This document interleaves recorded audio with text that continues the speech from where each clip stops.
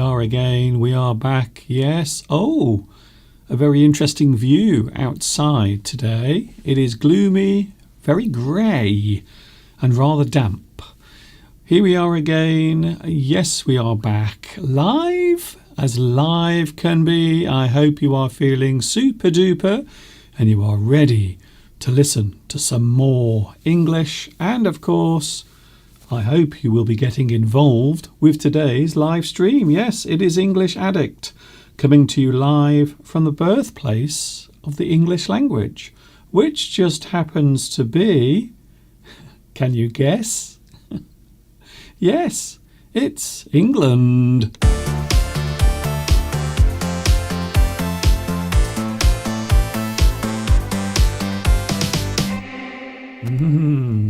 Ooh, yeah. Hi everybody, this is Mr. Duncan in England. How are you today? Are you okay? I really hope so. Are you happy? I hope you are feeling happy today. I'm not too bad. I am a little excited. First of all, I will mention this. I'm excited because this week I've made some changes to my computer. I've actually installed some hardware. The first time I've ever tried to put something in the computer, a piece of hardware, a device, and this particular device is helping me to have my cameras working smoothly. It is something that I've updated during the week, but the most exciting thing of all is I did it myself. I actually opened up my computer and I installed the piece of hardware myself. So I am feeling pretty proud. I'm feeling very proud of myself that I've been able to do some computer maintenance by myself without any help from anyone else whatsoever. So here we are then. Yes, my name is Mr. Duncan. I'm Duncan. You may have heard of me, you may not. There is a pretty good chance that you've never heard of me, in which case, hello. I talk about the English language. I love English. You might even say that I am an English addict, just like it says up there on the screen. So I hope you are feeling good today. Yes, we are back together again. I like talking about English. I don't know why. I find the English language rather fascinating because there are so many words, and it's always interesting to find out where certain English words came from, how they became the words that they are, and where they originated. Of course, I know what you're going to say, Mr. Duncan. Many English words came from Germanic. That might be true. But also, many have evolved via other languages as well, from Latin and Greek. So there are many places where English words have come from or where they originated. A lot of French words. We do use a lot of French words in English, and quite often we use them in their actual state as they are pronounced and used in French. For example, connoisseur. A connoisseur is an expert in a particular field. So when we talk about a connoisseur, we are talking about a person who has expertise in a certain subject. I suppose another word I could mention is silhouette. Silhouette, the outline of a person. You can't see them, you can't see the detail, but you can see the outline of that person, their silhouette. Yes, we have made it all the way to the end of another weekend. It is very nice to see you all here today, and don't forget we have lots of things coming up over the next 2 hours. A lot of people ask, Mr. Duncan, why do you make your live streams so long? And my answer is, why not? Why not make them long? To be honest with you, I wish I could stay on for longer. I would love to do 4 hours, 5 hours perhaps, but I think maybe that would be going too far. Today we have lots of things to talk about. We are talking about fighting, or more precisely, words and phrases connected to the word fight. And you might be surprised to find out how many ways we can use a word that describes an action that seems to be going on quite a lot in the world. Have you noticed? Every time you turn the news on, every time you switch on your TV or go onto the internet, there is always a news story about one group of people fighting another, disagreeing, maybe politics, maybe over land, perhaps religion comes into it. Maybe there are people who are against a certain thing and they are fighting against another group who are for that particular thing. It happens all the time. So the word fight is what we are looking at a little bit later on. Fight. We also have Mr. Steve here later on. I hope Mr. Steve and myself will not be fighting. Sometimes we do disagree, but you will be pleased to hear that we never fight.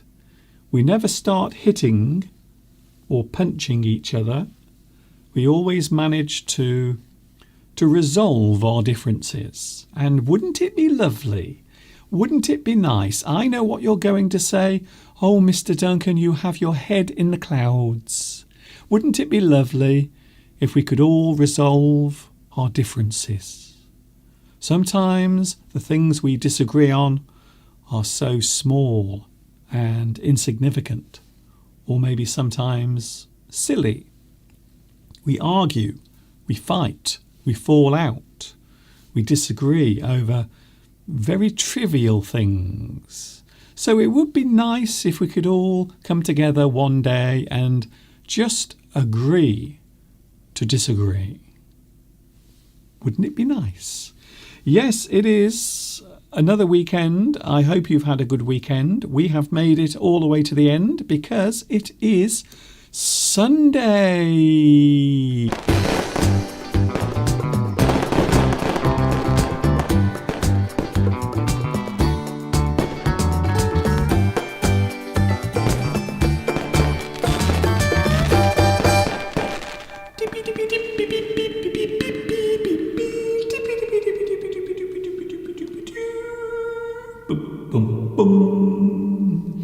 Yes, we are back on Sunday.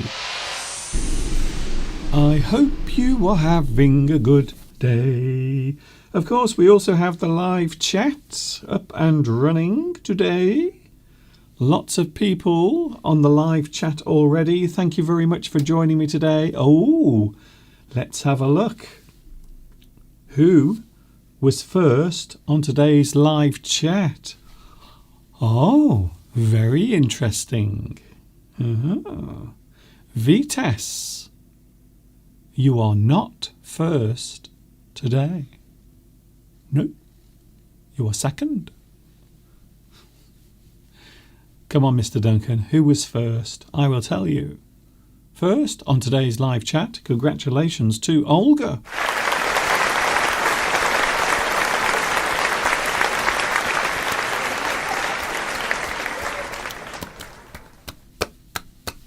Congratulations, Olga.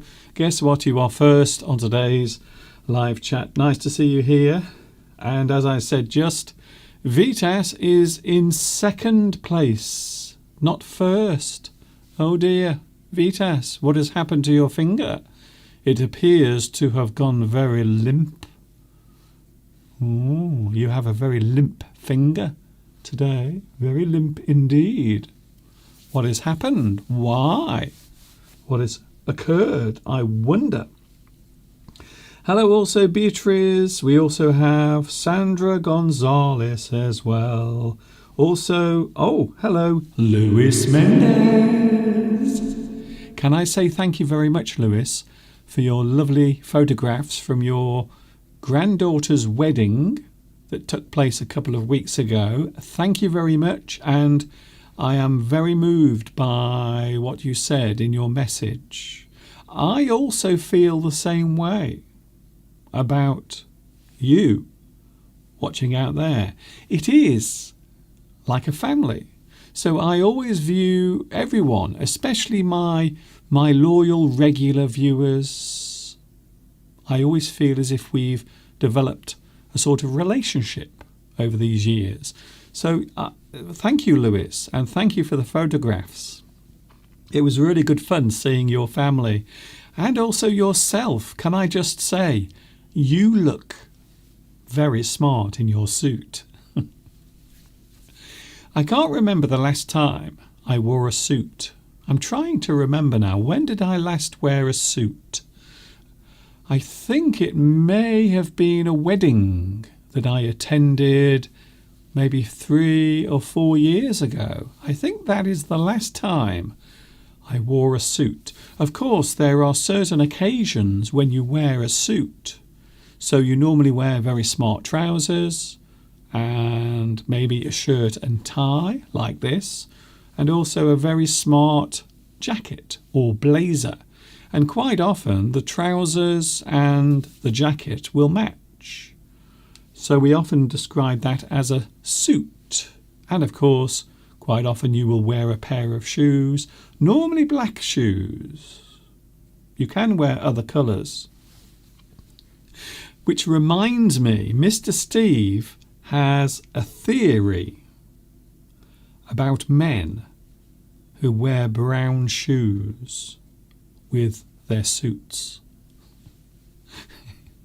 He has a very unusual theory. Mr. Steve believes that men who wear a suit with brown shoes should not be trusted. I don't know where he gets these ideas from. I really don't.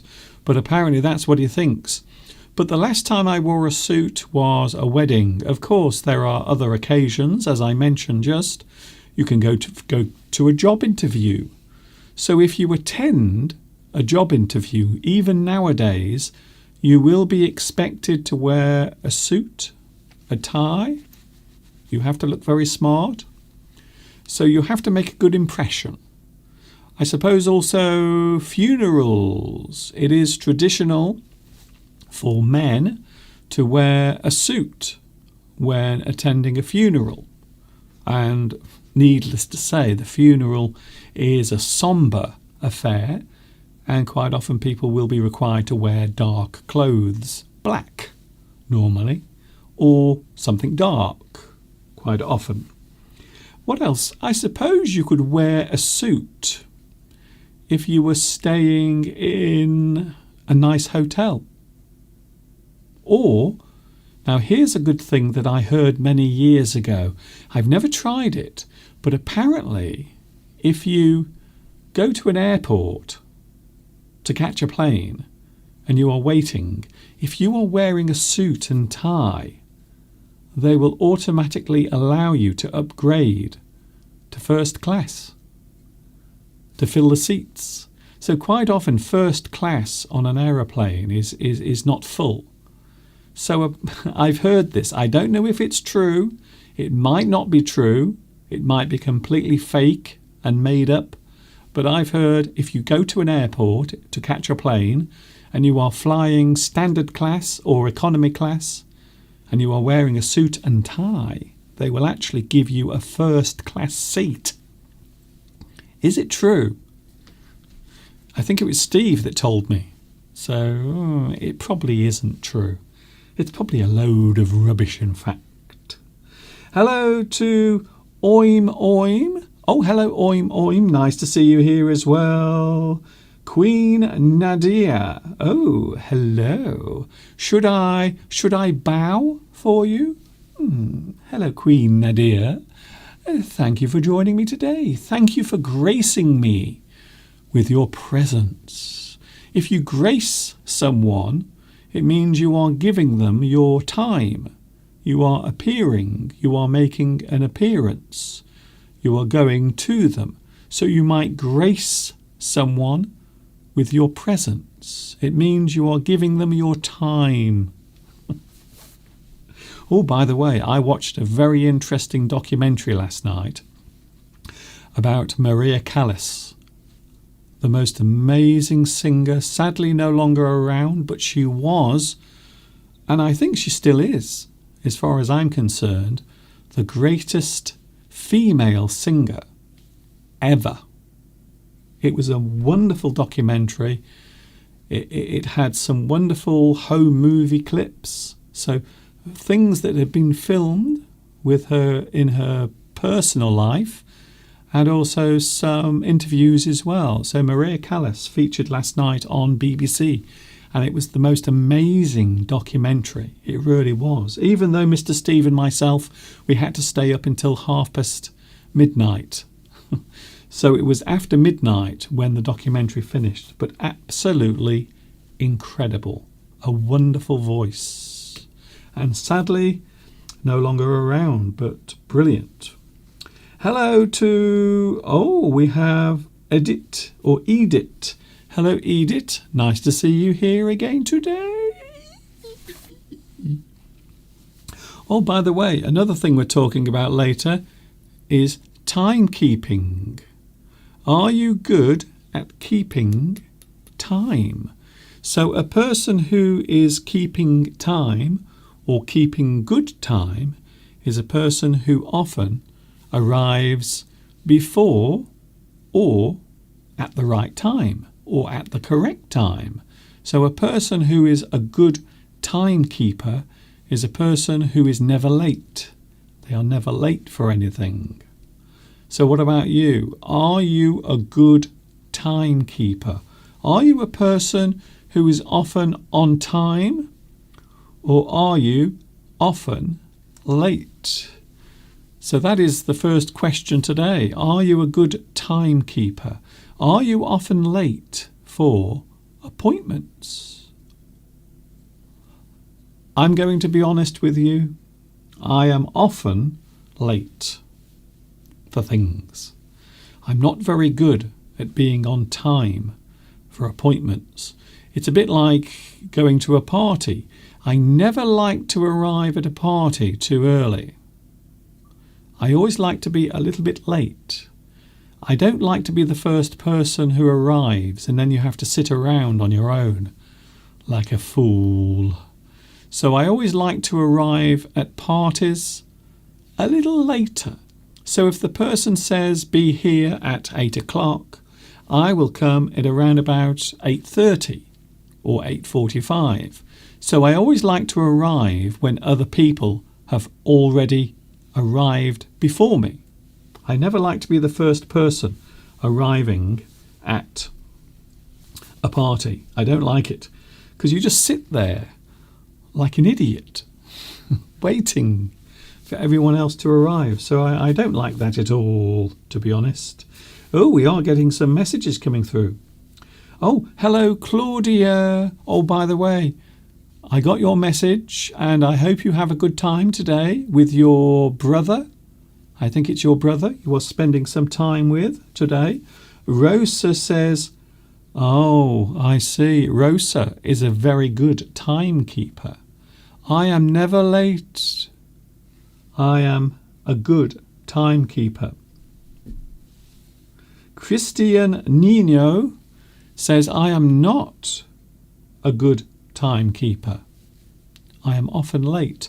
One of the worst things you can ever do is be late for a job interview. Never, never, never, never, never, never, never, never, never, ever be late for a job interview, because there is a pretty good chance that you won't get the job. You have already proved that you are not good at turning up or appearing at the right time. So never be late. If you are attending a job interview, if you are going for a job interview, always make sure that you are on time. In fact, get there early. Because if you are late, there is a pretty good chance that you won't get the job. Ah, dear. Hello to Marwa. Hello, Marwa. Marwa Mohammed. Nice to see you here as well today. Flower Espoir is here. Yes, it is Claudia's brother's birthday today. So happy birthday to your brother. Hello also to Palmyra. Thank you, Palmyra. Beatrice. Hello, Beatrice. I am a very good timekeeper. I don't like to be late. Nice to see you here, Beatrice. I'm glad to see that you've managed to appear on the live chat.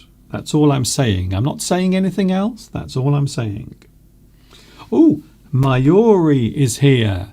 Mayuri, Mayuri, Mayuri, Mayuri, Mayuri, Mayuri, Mayuri.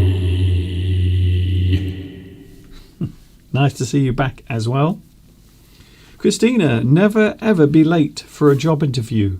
I went before and I need to know how much time I will spend getting there. Yes, if you are going for a job interview, you have to make sure that you know how long it takes to get there. If you are driving, always leave the house much earlier than you need to. So don't wait, because you might get stuck in traffic. Your train might be late or delayed or cancelled. So always make sure that you arrive at a job interview on time. Hello, Akashi. Hello, Akashi. Akash Kumar. All of these lovely hearts are for you. All those love hearts are for me. Thank you very much. That's very kind of you to say. Very lovely. We are taking a break in a moment because we are going to be opening the door to my studio, and through the door will walk the most handsome man in the world, in his opinion. Mr. Steve will be coming in a moment. So are you a good timekeeper is the question we are asking. Well, if a person is arriving at the right time, you might say that they are on time, prompt, precise. They are exactly on time. They are punctual. I like that word. It's a fun word to say. Punctual. Punctual. A person who is always on time is punctual. And you might say that a person who arrives at the right time is on the dot. I arrived on the dot. It means I arrived at the right time. And then, of course, we have the opposite. We have late, a person who is not on time, a person who is not a very good timekeeper can be described as late. They are often late for their appointments. They are often late for work. You might describe a person as tardy. A person who is tardy is often late. Something that has not arrived, you can say that it is overdue. So something overdue is something that you are waiting or you are waiting for. Something behind schedule is something you are still waiting for, or something you are still waiting to be completed is behind schedule. And maybe you are in a hurry because you are late. We can say that you are running late. You are running late. And perhaps you have been delayed on your way to work or on the way to an appointment. We can say that you are held up. You might be held up in traffic. You might be held up in a meeting. You have been held up. You have been delayed. You will be late. Here we go then. I'm just looking at something on my screen at the moment, another thing we're talking about later, but I won't tell you just yet. We will talk about that a little bit later on. Oh, by the way, no sentence game today. For those who don't like the sentence game, there is no sentence game.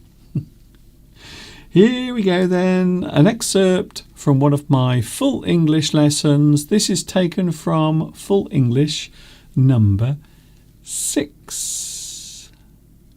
We will have a look at this, and then afterwards, he is here, he is back. Mr. Steve will be joining us in around about 5 minutes from now. Don't go away.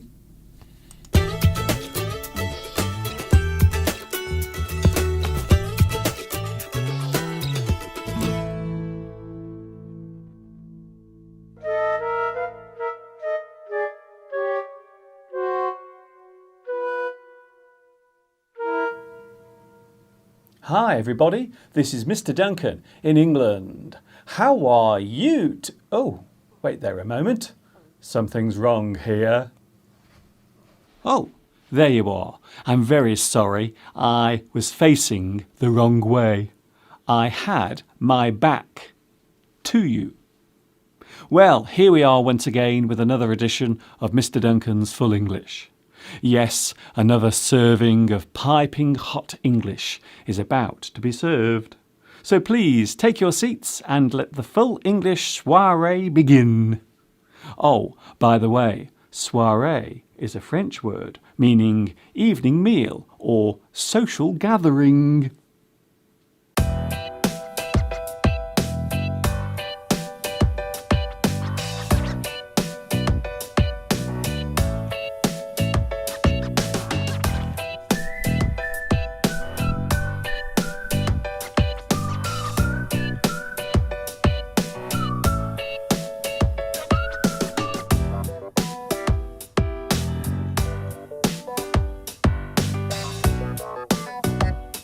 Can you see what sort of day it is here?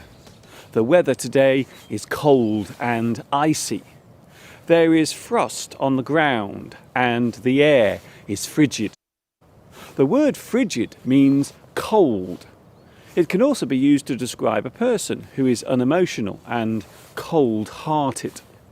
If a person shows no affection towards others in any way, or seems distant and uninterested in making friends, we can say that they are frigid. The word refrigerator derives from the word frigid, and the word frigid derives from the Latin word for cold. Talking of which, there is a harsh frost on the ground here today, which is caused by moisture freezing on the surface of the ground. Today is a chilly day. It's an icy one. It's nippy. It's colder than a penguin's breakfast.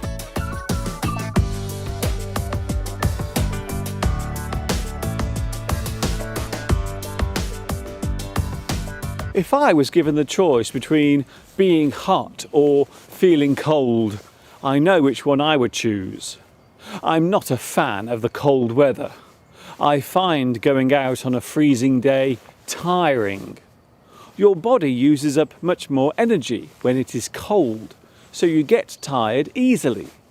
Your hands and feet become numb, and if there is a cold wind too, then your face will freeze to the point where you cannot speak. Oh yes, I'm very sure that if I was given the choice, I would always choose a hot day over a cold one, every time.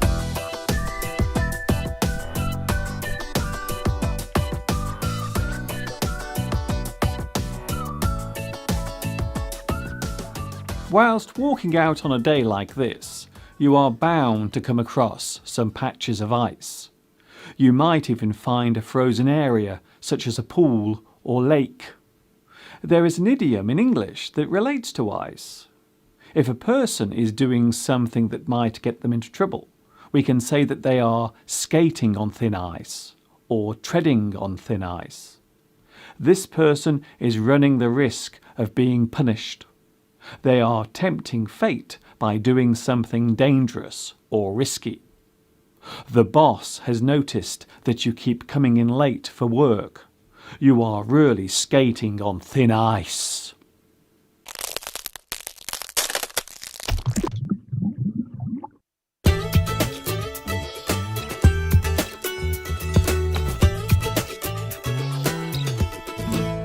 Ooh. So there it was, an excerpt from one of my full English lessons. And yes, there are lots of lessons on my YouTube channel. Check them out when you have time, maybe after the end of today's live stream.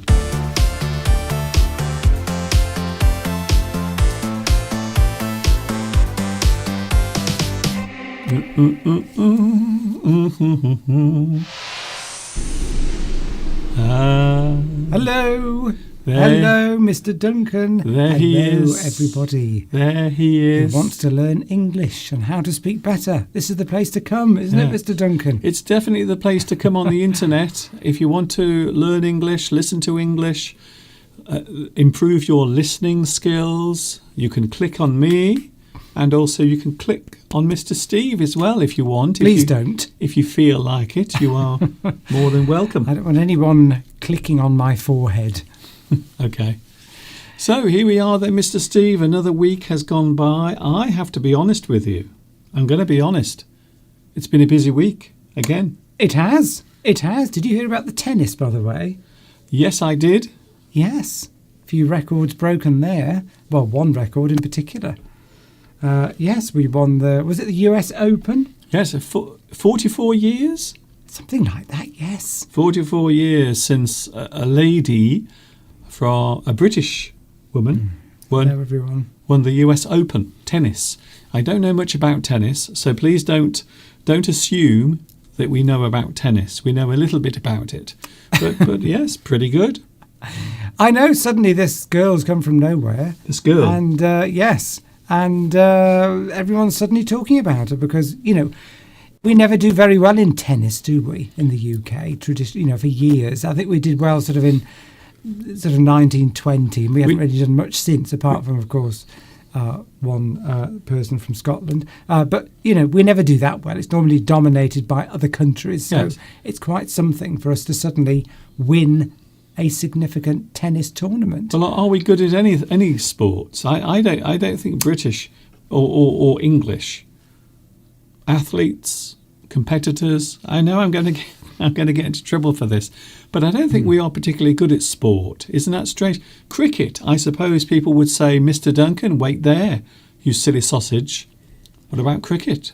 You have a very good cricket team. Well, sometimes.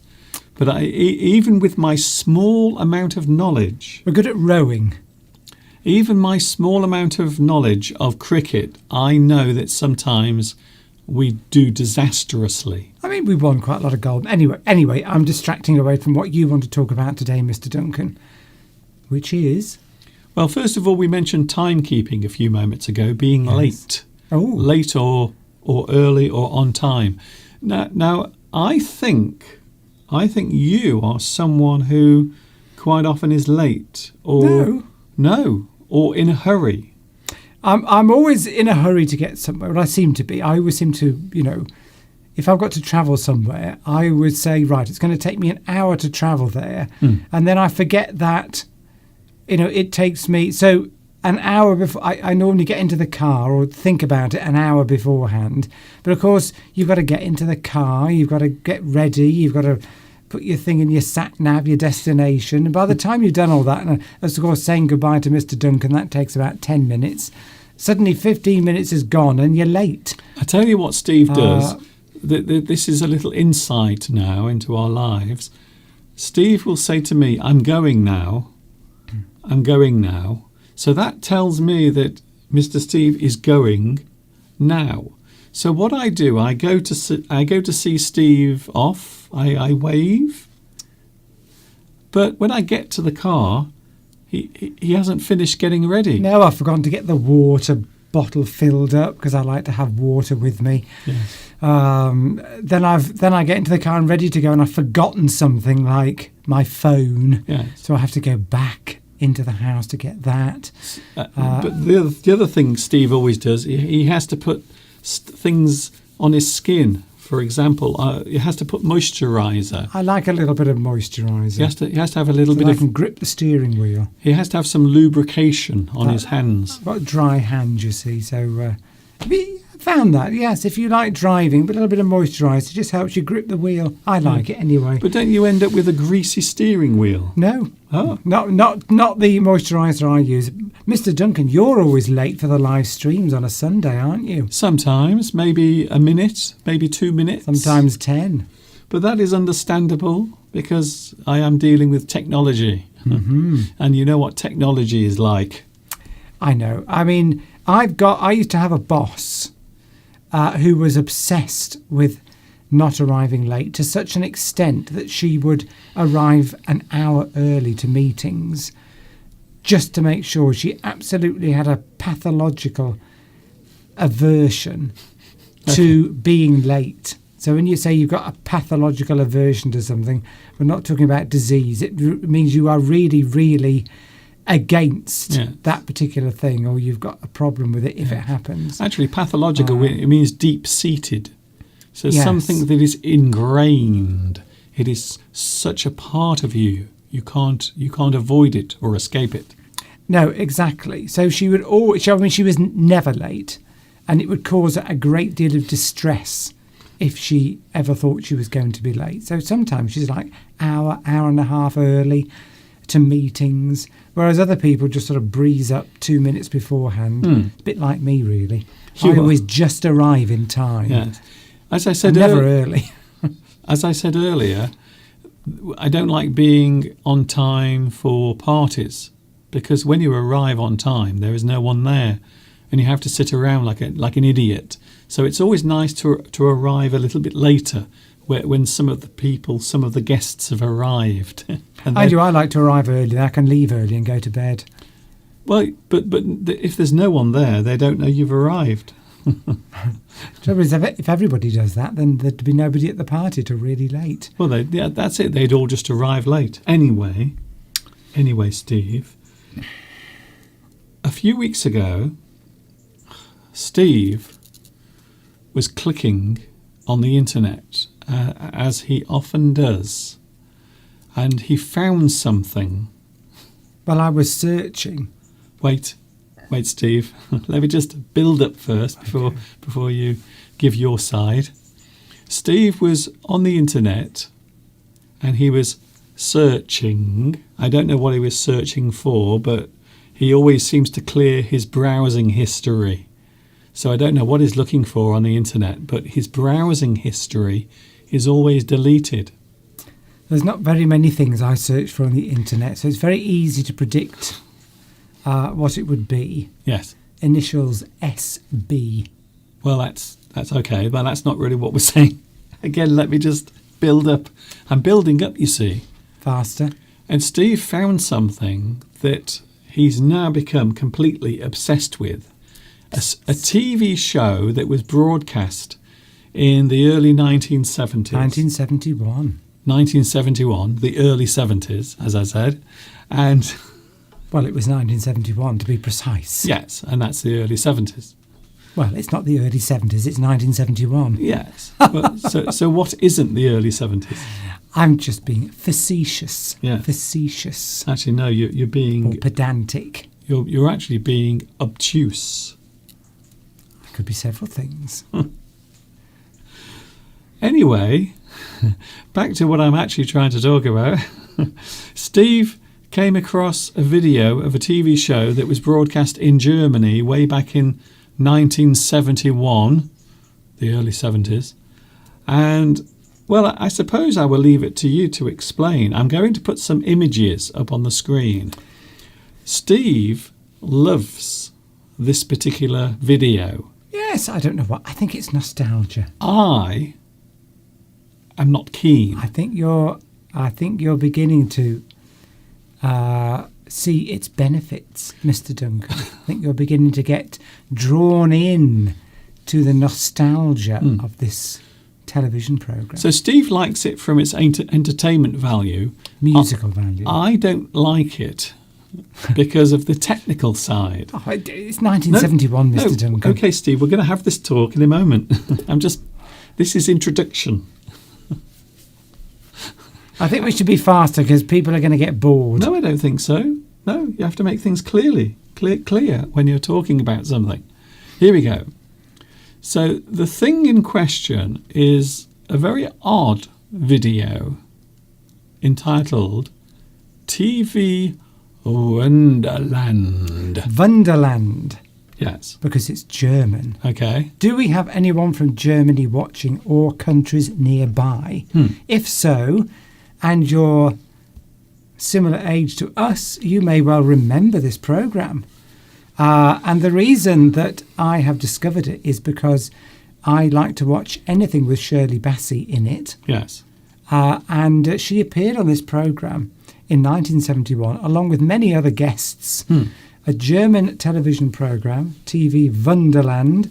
And, well, I watched Shirley Bassey, but then I became fascinated with all the other stars that were appearing on this show. And it's not just a few minutes, it's a very long show. It's about an hour. Yes. And many stars of which obviously were famous in Germany and nearby countries, but we hadn't heard of in the UK. And I just have discovered these wonderful artistes from the 1970s. So have we got anybody from Germany watching who might... Does anyone remember TV Wunderland, which was made in Germany? It's on YouTube. And just to help you, by the way, if you feel as if you want to watch it, there is a link under this live stream. The link is under here to this. It's wonderful. So Mr. Steve loves this, but I don't like it very much because of the technical side. Oh, so Mr. Duncan, I'm going to give you a clue. 1971. Okay, Steve. It's not a debate. Well, you can't say you don't like it because of the technical side when it was... I mean, it was probably the height of technical prowess in 1971. I haven't showed anything yet. That we can debate it when I've shown something. Anyway, I think we should move on. Here we go, Steve. Look at this. Now, this gives you an idea of the sort of production values. That's wonderful. If it's 1971, Mr. Duncan, you can't judge it by today's standards. No, it's I'm 1971. Again, it doesn't matter about the age or the year. I'm on about the actual what it is. It's women dancing around on a stage with giant televisions. But you're showing it out of context. You're not showing it with the music. You're not showing it... Trust me. What you're seeing here is much better than the actual show itself. It's excellent. If you want a bit of nostalgia and you were, if you remember, is anyone from Germany watching? Yes, because they may have heard of some of the... that. Well, the reason I'm asking is because, I'm going to mention some of the people that were in it. Has anyone actually said they're in Germany yet? I don't know. Not yet. Well, that's why we have the live chat. Oh, this is fun, isn't it? This has turned out to be a lovely spot, Mr. Duncan. Here's another one. Look at this. Now, this really... There's some very interesting effects with the video, you see. So what I'm actually criticising more is the technical side of it. But you can't criticise it. It's 1971. Well, you can criticise anything. There are people that still criticise Citizen Kane, and it's one of the greatest films ever. Yeah, there's people. Anyway, Mr. Duncan, why don't you mention some of the people's names that were in it, and then people might recognise some of the stars that were around in 1971 in Germany at the time. Big stars. That might give people an idea. Really big stars, including this guy. Karel Gott. Now, I'd never heard of him. He was quite a star. Has anybody else heard of him? He's dead, by the way. Everyone in this video, everyone in this TV show is dead, apart from Shirley Bassey. That's the sad part about it. It's so sad when you watch old films or old TV shows and then you discover how wonderful somebody is in it and then you discover they're dead. Yeah. I find that very sad. Well, I was watching Laurel and Hardy the other day, an old movie of theirs, and I was surprised to find out that they're both dead now. It's a bit sad, really. Yes, there we go. So we've got other people in there. So we've got. We've got this guy still to talk about. So what's he famous for? Well, he's a singer. He's a singer. He's a sort of operatic style singer. And I don't know much about him, Mr. Duncan. I didn't know we were going to spend lots of time. I just wanted to know, had anybody else heard of him? Because we haven't in the UK, because he wasn't a star here, but he was a massive star in Germany. I think he won loads and loads of prizes and things like that. Well, you were giving me all this information about him the other day. Yes, I know. You were saying that he'd appeared in Eurovision. No, not Eurovision. No. Oh, okay. Not as far as I know. So he was a big singer, and there we go. Edith says very well known in Hungary. Yes, which is what I said earlier to Steve when he was talking about this away from the live stream. I said you will find that there will be lots of people across Europe who have heard of Karel Gott. That's right. Very well known. So, Zeba, where are you from? Zdenek Seba. Whereabouts are you from? Well, you say he's your big star, but where? That looks like maybe Russia or that side. Czech Republic. There we go. Yes. That's it. Maggie P. Yes, so that's it. He's not from Germany. No, he was quite well known though in Germany, but he was from the Czech Republic. Oh. Which is what Maggie says there. And I think he won for sort of 30 years in a row. He sort of won all these prizes, not prizes, sort of TV awards, things like that. But we've never heard of him in the UK. So if we had an equivalent, who would he be? Tom Jones, I would say, probably. Okay, yes. That would be our equivalent. I'm not a fan of Tom Jones. Yes. Yeah, that's it. So there we go. A biggest star in lots of countries. And so I've discovered him as a result of this TV programme, as I have rediscovered wonderful orchestras and bands from the time. James Last. Yes, we'll be looking at that in a and his moment. Orchestra. Yes. Max Greger. Wait there, Steve. You're jumping ahead. Well, I didn't think we were going to spend this long on it. No, it's fine. Okay. Steve. Well, Shirley Bassey, obviously. Shirley Bassey was... So Shirley Bassey makes an appearance on here as well. Although the thing that made me laugh is at the start when they're showing photographs of the people who are appearing. They use the worst photograph that I've ever seen of Shirley Bassey. They do. Yeah, they do. So what is she singing? Oh, something. I can't remember what she's singing. Oh. I think it's something. But I mean, I initially watched it because I'm a fan of Shirley Bassey, but then I've discovered all these other stars. And in particular, the thing I'm most drawn to are these amazing sort of big band orchestra sounds that we had from sort of James Last. I mean, he was well known in this country. He was all over the world, but he was from Germany. But he travelled all over the world and became famous all over the world and did concerts. And it just cheers you up. It just cheers you up, Mr. Duncan. The whole programme cheers me up, as well as makes me sad, because most of the people in it are dead. Yes, as you've said already. Yes, that's right. We can now definitely confirm that almost everyone in TV Wonderland is dead, including this guy. So this guy appears. I'm not a big fan of clowns. Do they frighten you, Mr. Duncan? I don't like clowns. I don't know why. Charlie Revell is his name, or was his name. Apparently, this guy was the most famous clown in the world. Yes. Charlie Revell. He was actually very good friends with Charlie Chaplin. And apparently they used to meet up and discuss their work quite often. And Charlie Chaplin is well known for quoting, whilst talking to Charlie Revell, I don't know which one imitates who. So does Charlie Chaplin imitate him, or does he imitate Charlie Chaplin? And this is a quote from Charlie Chaplin. So I get the feeling that Charlie Chaplin actually admired this guy quite a lot. But I don't like clowns. I will be honest with you. I'm not a fan of clowns. So But, I mean, this program's got everything in. It's got dancers, it's got singers, it's even got ballet as well. And there's a couple of ballet dancers in there. Heidrun Swartz and Klaus Bielitz, who, I mean, you wouldn't expect to see that in a TV programme. You'd never see it now, but they're dancing to this wonderful music that is being played by James Last. Yes, there and it it's is. just a wonderful sort of... It's on the screen now.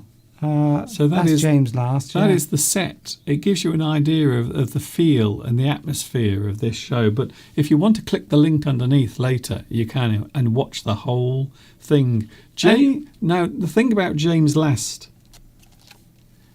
is he doesn't really do anything. When he's performing with his orchestra, he just stands there. He doesn't do anything. Well, you see, that's the mark of a fabulous band leader or a conductor, that they have their orchestra so well trained that in fact they don't have to do very much. The more a conductor has to do, it's often said, or quite often said, that the more a conductor's waving his arms around and pointing at people, it's probably because the players need a lot of help. So they don't in this particular band because obviously they know what they're doing. He starts them off. But there's somebody else I hadn't heard of, Max Greger, was also... has anybody heard of Max Greger? What did he do? Well, he'd got another band very similar. Oh.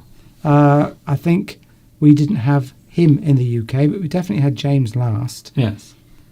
James Just Last, I always think James Last looks like a serial killer.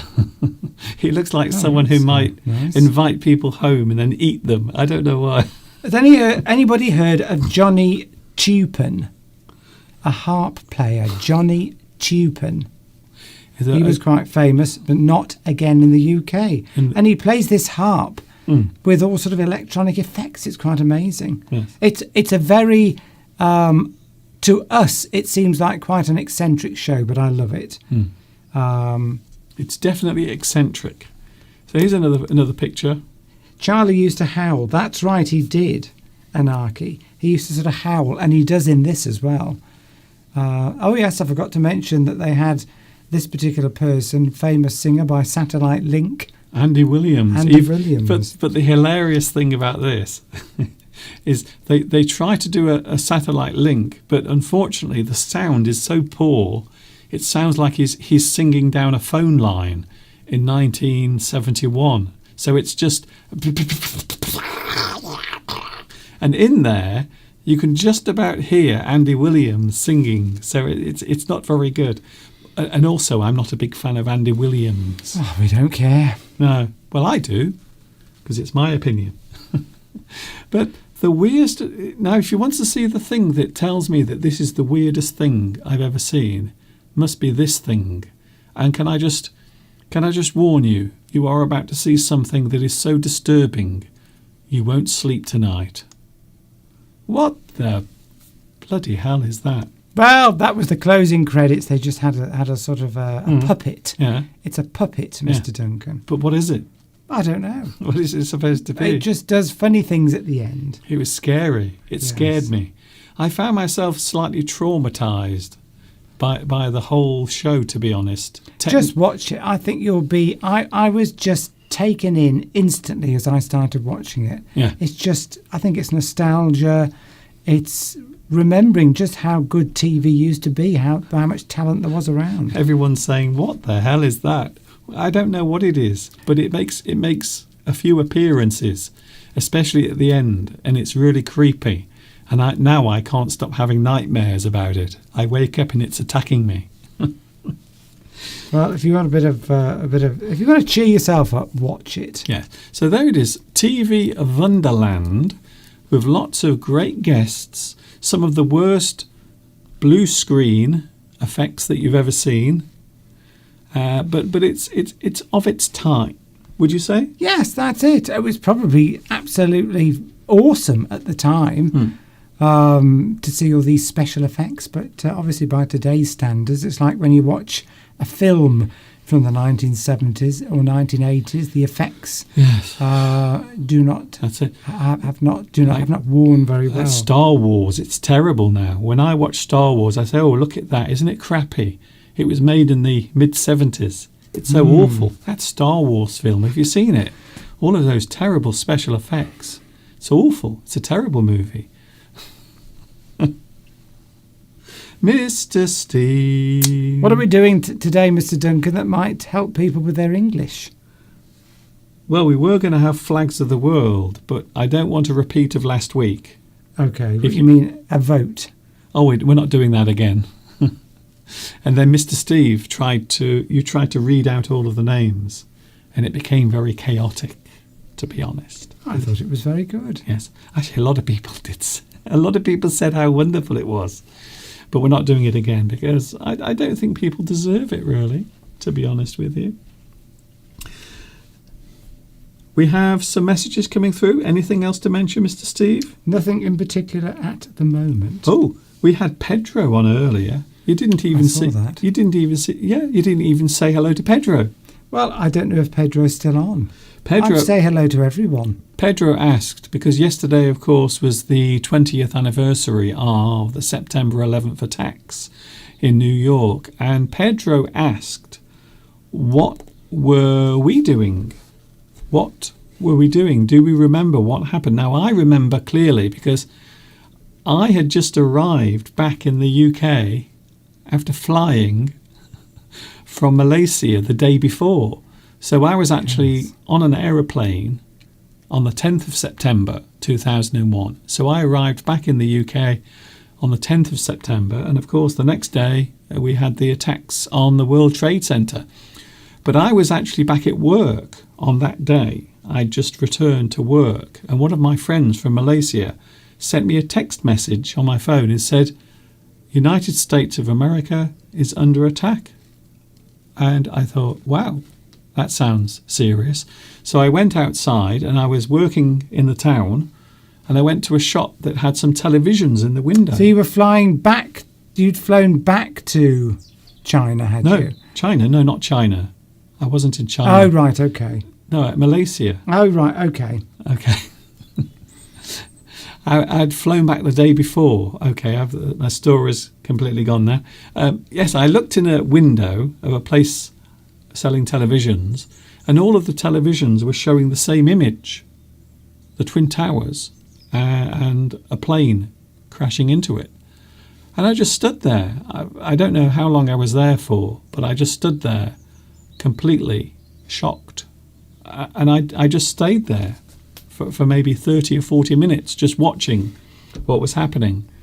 And so that's what I was doing. What about you, Steve? I was working from home at the time, and then, of course, ended up spending most of the day watching the television, as did everybody.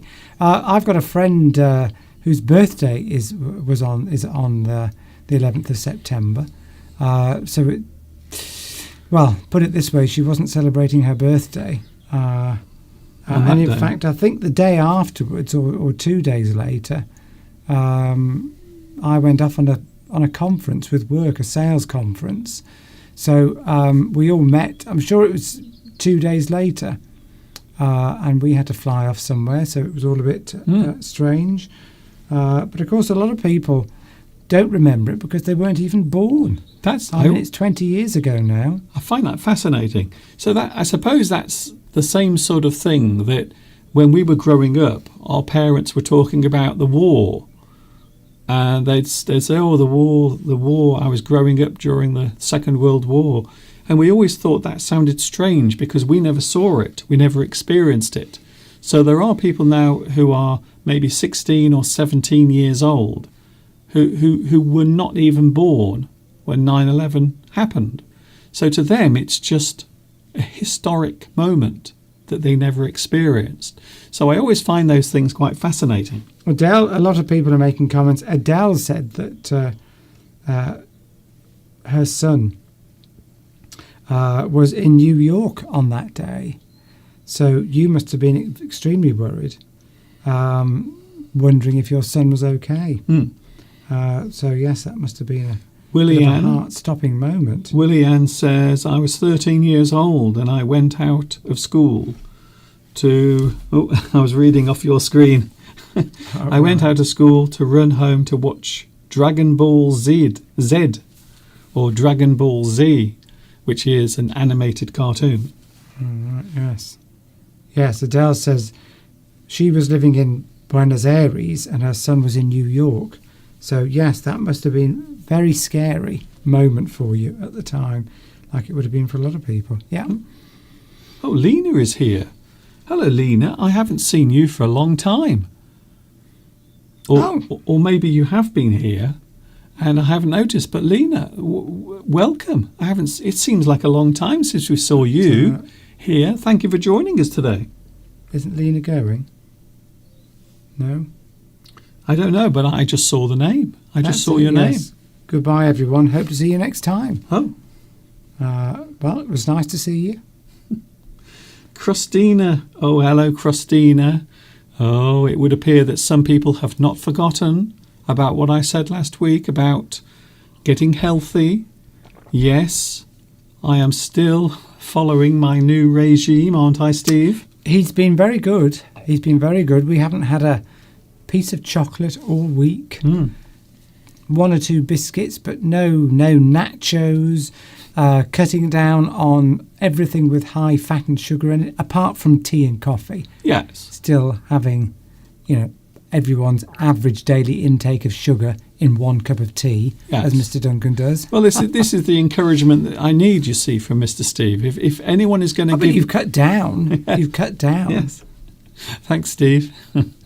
I have cut down a lot, and not only that, I am exercising a lot more. I'm walking every day. I'm doing on average, around 7,000 steps every day. So yes, and we now walk into town on Saturday again. We used to drive in, certainly during lockdown. That's what we did. But now we are walking.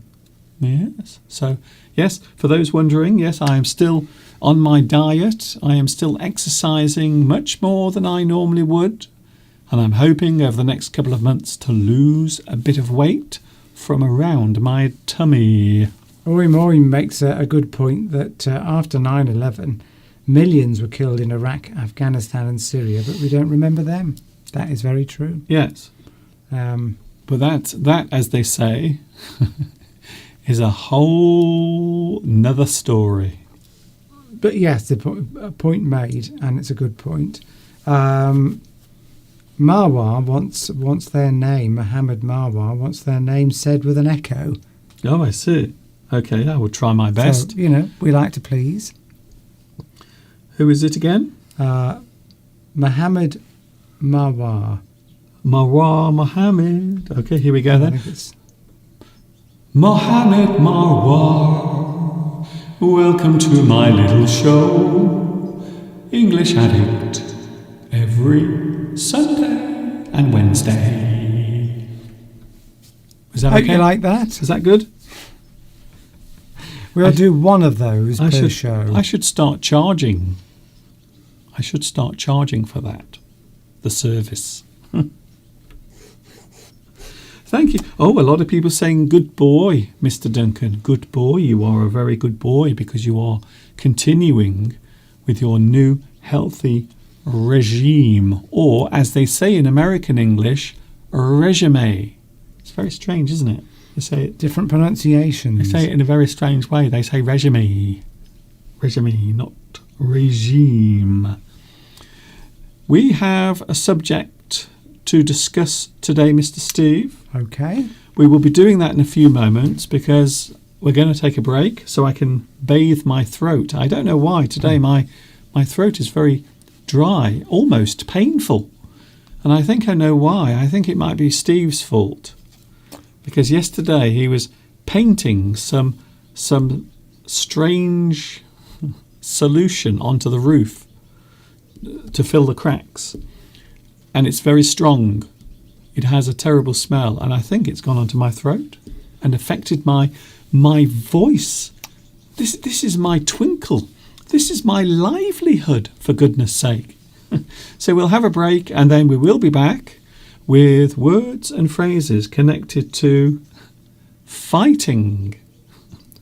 Perhaps we could go outside into the garden, Steve, at some point and have a fight on the lawn.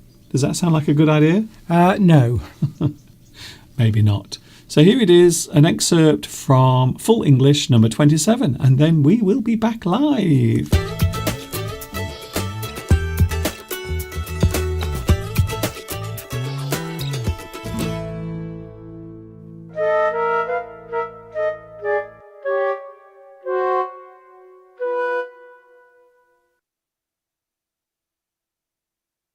Oh, there you are. I've been waiting here for ages. Where have you been?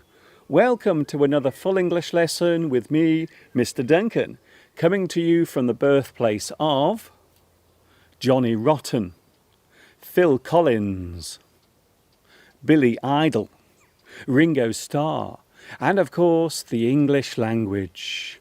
I love English so much. I might actually marry it one day. Mr. and Mrs. English, we will be the most elegant guests at the ball. I can see it all now. What a wonderful feeling.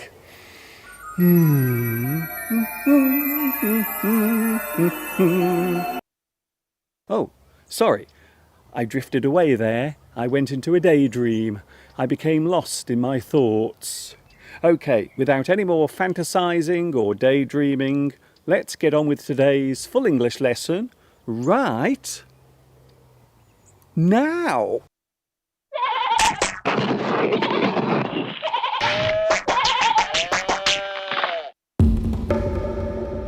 Here's an interesting word that relates to a common form of human behaviour. The word is passive-aggressive. A passive-aggressive person is someone who uses non-direct resistance as a form of protest or as a means of reacting to something. A common form of this behaviour is the action of pretending to misunderstand or feign confusion. You avoid confrontation by acting dumb. Non-direct confrontation can take the form of silence. Avoiding contact or refusing to speak to someone can be described as passive-aggressive behaviour. It is common for those in long-term relationships to develop patterns of passive-aggressive behaviour. The word passive is often used to show a submissive state, whereas aggression is often seen as being the opposite. Some see this word as an oxymoron. Two words that are used together but have opposite meanings is an oxymoron. Passive-aggressive behaviour is generally seen as a normal part of human interaction. However, it can sometimes be linked to certain personality disorders. To avoid responsibility or conflict in a non-compliant way can be described as passive-aggressive behaviour.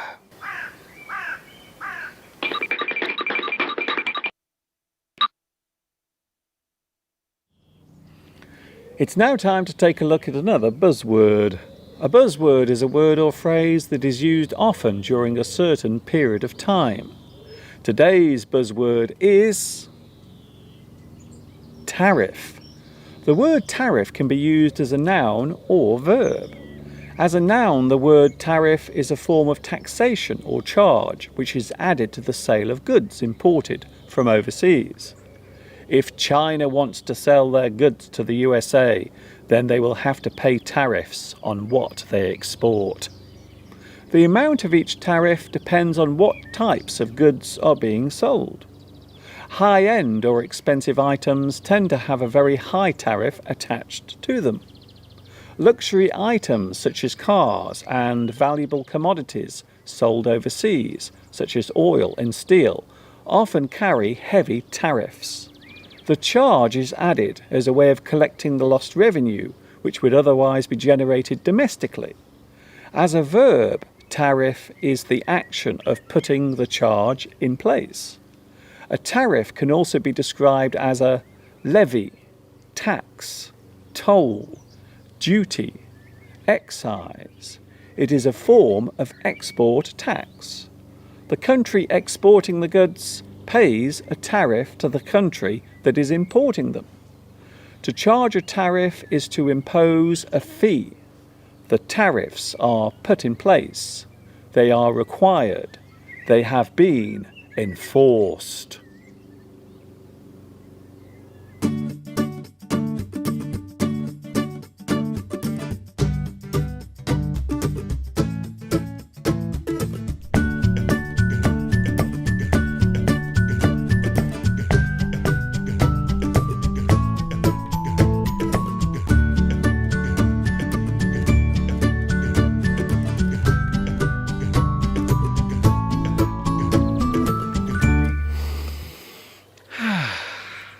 Do you like my garden? I must say it looks rather nice today, with all the plants coming into bloom. Did you know that the word plant can be used in many ways? As a verb, the word plant means to put something in the ground. You place something in a hole and cover it with soil. You bury something in the ground. You plant something. To push something sharp into the ground is plant. You can plant a flagpole. To carefully place a small flower or tree with its roots under the soil is to plant. You plant a flower. You plant a tree. You can plant a kiss on another person. To place something where it can easily be found is to plant. The evidence was planted in his apartment by the police. As a noun, the word plant can refer to a large factory. A person who goes undercover to pose as another person is a plant. A certain species of flower or other green foliage can be described as a plant. You can plant a plant, grow a plant, nourish a plant, or, like now, you can enjoy a plant.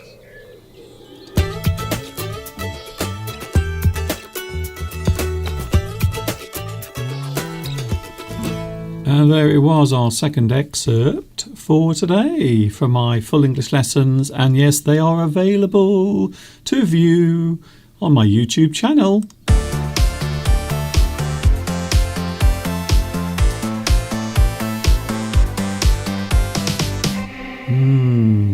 I am sure that a lot of people will be missing the sentence game. It will be back next week, but no sentence game today. Some people might be happy about it, and some people might not be happy about it.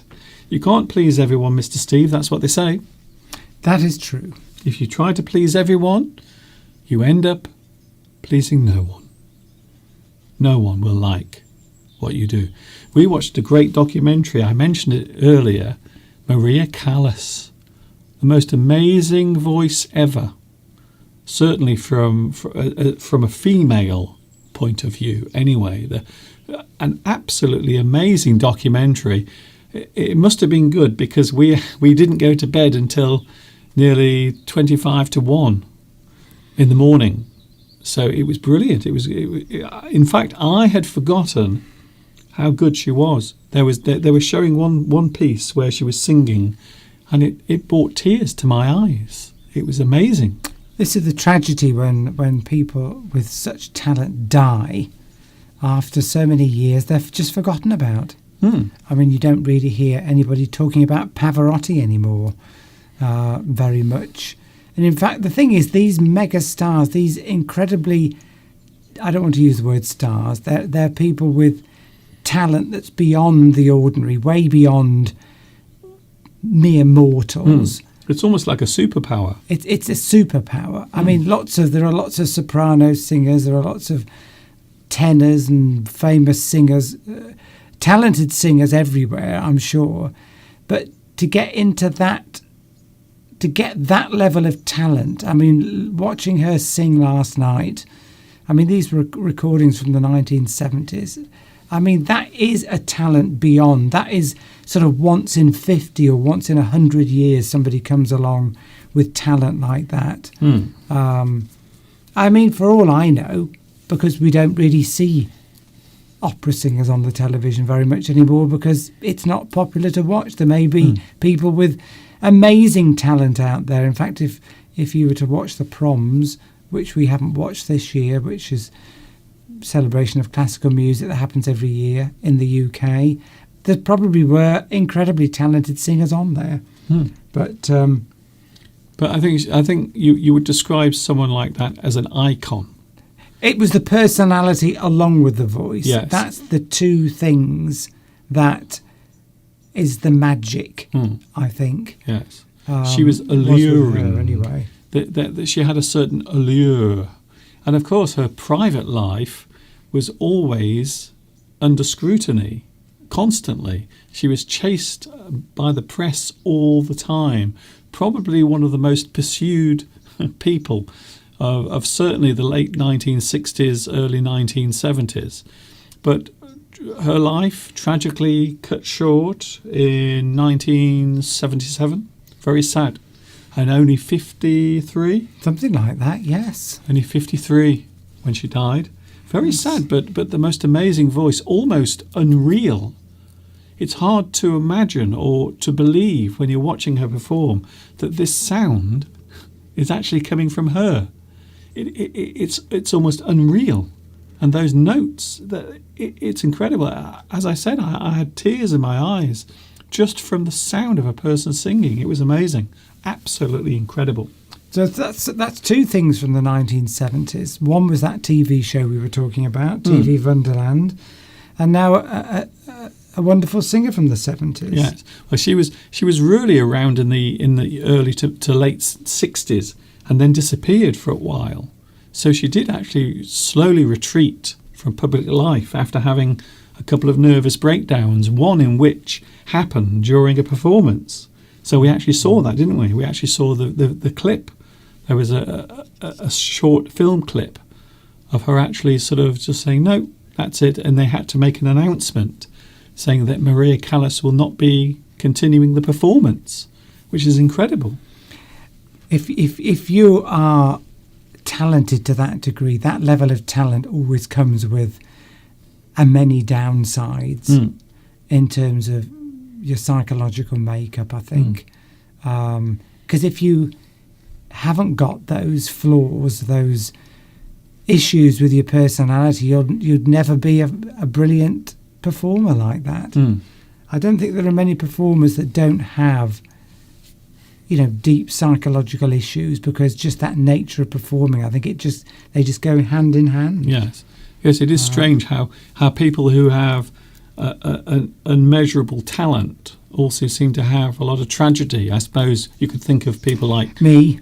Well, you're still alive, so. But the tragedy I wouldn't that say I've had in my life, Mr. Duncan. Not as tragic as mine. So you have people like, I suppose, Kurt Cobain is a good example, often talked about, and many other people who had very short lives, even though they did a lot and had amazing talent. Buddy Holly is a very good example. Only in his 20s when he died, and he was huge at the time, but never got the chance to actually go ahead with his career. Everyone's talking about Sergio and his vodka at the moment. Oh, okay. Why? I don't know. Presumably because people just associate Sergio with vodka now. They always ask, have you got any vodka, Sergio? But yes, right. She was Greek. Yes, she was, Palmyra. That's right. Yeah, lots of films. Michael Jackson, there's another one. Although I think it's fair to say, I know people are going to disagree. I think Michael Jackson had burnt out by then. Well, that's what I mean. That's what we're saying. Yes. Amazing talent. Yes. And, they have issues because of that talent. That's it. So. Oh, blimey, they're putting plums or peaches in Sergio's vodka. John Lennon, yes. That's right, Adele. But again, John Lennon, I suppose he'd already done most of what he was going to do. So I wouldn't, although the circumstances of his death were pretty shocking at the time. I remember how everyone was so shocked when it happened. But I suppose it's fair to say that he had some sort of career, fame and fortune before the unfortunate event occurred, I suppose. We are talking about fighting. And we are I'm in the mood for a fight. Yes, I can tell you've got a bit of a grump. I've got a bit of a cob on. Steve's a bit grumpy today. You may have noticed. He was very impatient with me earlier. We're talking about fighting, and there are many ways of expressing fighting or the word fight. In fact, you might be surprised how many ways there are of using the word or other words that can be used as well. So we have fight, words and phrases. Fight, words and phrases. So by that we mean the word fight, generally in the English language. I don't know what's happening to my voice. My voice is just becoming harder and harder to actually use. Very strange. It's like my throat. Just carry on, Mr. Duncan. My throat is closing up. It's his fault. The word fight can be used as a noun and a verb. So you can see a fight occurring, or you can actually fight someone. As a noun, it is the thing that is occurring, and as a verb, it is the action of actually doing it. So it can be used as both of those things. The past tense of fight is fought. They fought courageously in the war. So you fight as the present tense, and in the past tense it is fought. The word fight means conflict or clash. So when we talk about fight in general, we are talking about some sort of conflict, maybe a disagreement, maybe some sort of situation where things get out of hand. Adele had a fight with bees yesterday because she's got a nest in her house. How frightening was that? But yes, I mean, strictly speaking, you probably can't really say that you fight bees, can you? No, it has to be sort of some mutual.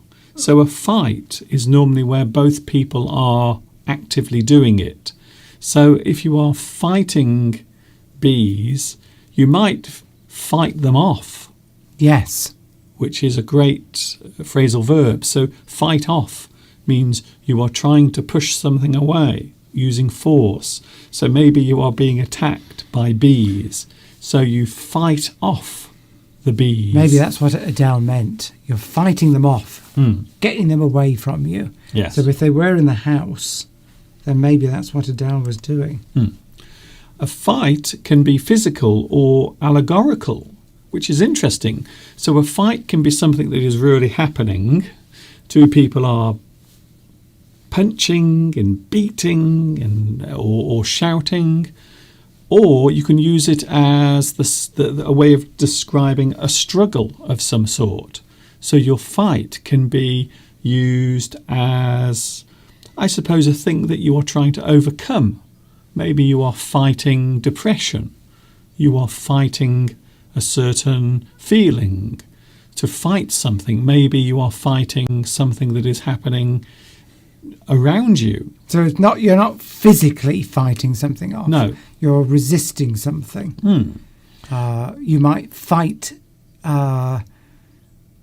global warming. Addiction, for Yes. example. Yes. You might be addicted to a drug and you're trying to fight that addiction. But you're not literally, addiction isn't there and you're punching it. Yes. So that's you can be, as you say, using it metaphorically. A disagreement might lead to a fight. So two people might be having a conversation. It might be a lovely conversation and everything is going perfectly all right, but then they disagree with each other. Maybe one person thinks one thing and perhaps the other person thinks the opposite. They have an opposite point of view. You might just talk about it in a nice way, but you might suddenly disagree, or you might get into a heated argument. So when we talk about something that is heated, it means maybe it is aggressive, or it might be leading to something more serious.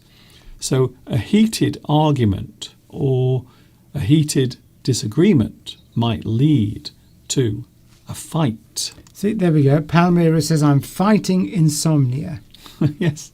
Yeah, that's it. You're trying to overcome it.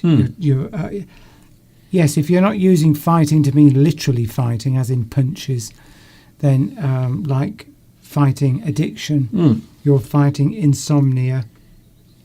So you have a problem sleeping and you're trying to deal with it. You're struggling with it. I mean, fight. I mean, we'll probably come on to synonyms, won't we, in a minute? So to struggle against something... Oh, you've got... Yeah, okay. To struggle against something is a fight. Yes. You are fighting against it. I suppose you might say that it is used figuratively. So it's not an actual action. You are not actually fighting physically, but you are doing it as a struggle. Yeah, so in Palmyra's example, she says she's fighting insomnia. You could also say you're struggling with insomnia, but although that's two slightly different things, because if you're fighting insomnia, it means that you're trying to do something to overcome that. Whereas if you're struggling with it, you're just in that moment of struggling with it, of not being coping with it very well, maybe. Whereas then when you could say you're struggling, I'm struggling with insomnia, or I'm struggling with drug addiction. But then you move on to the next stage, which now I'm going to fight it, which means that that's when you're putting things in place to actually try and overcome that. Yes. So struggle can be maybe a difficult situation that you're going through. Here's a good one from S. Ketchum. Cancer patients fight cancer. Yes. Yes. That's it. They fight it by either sort of going to the doctor, having an operation, maybe having chemotherapy, but also mentally as well, putting themselves in a position whereby they can overcome the disease. What's interesting about that is you are actually doing things physically as well. So you might be taking some sort of treatment. So that is actually interesting that fight, if you are fighting a serious illness, quite often that fight might be two different types.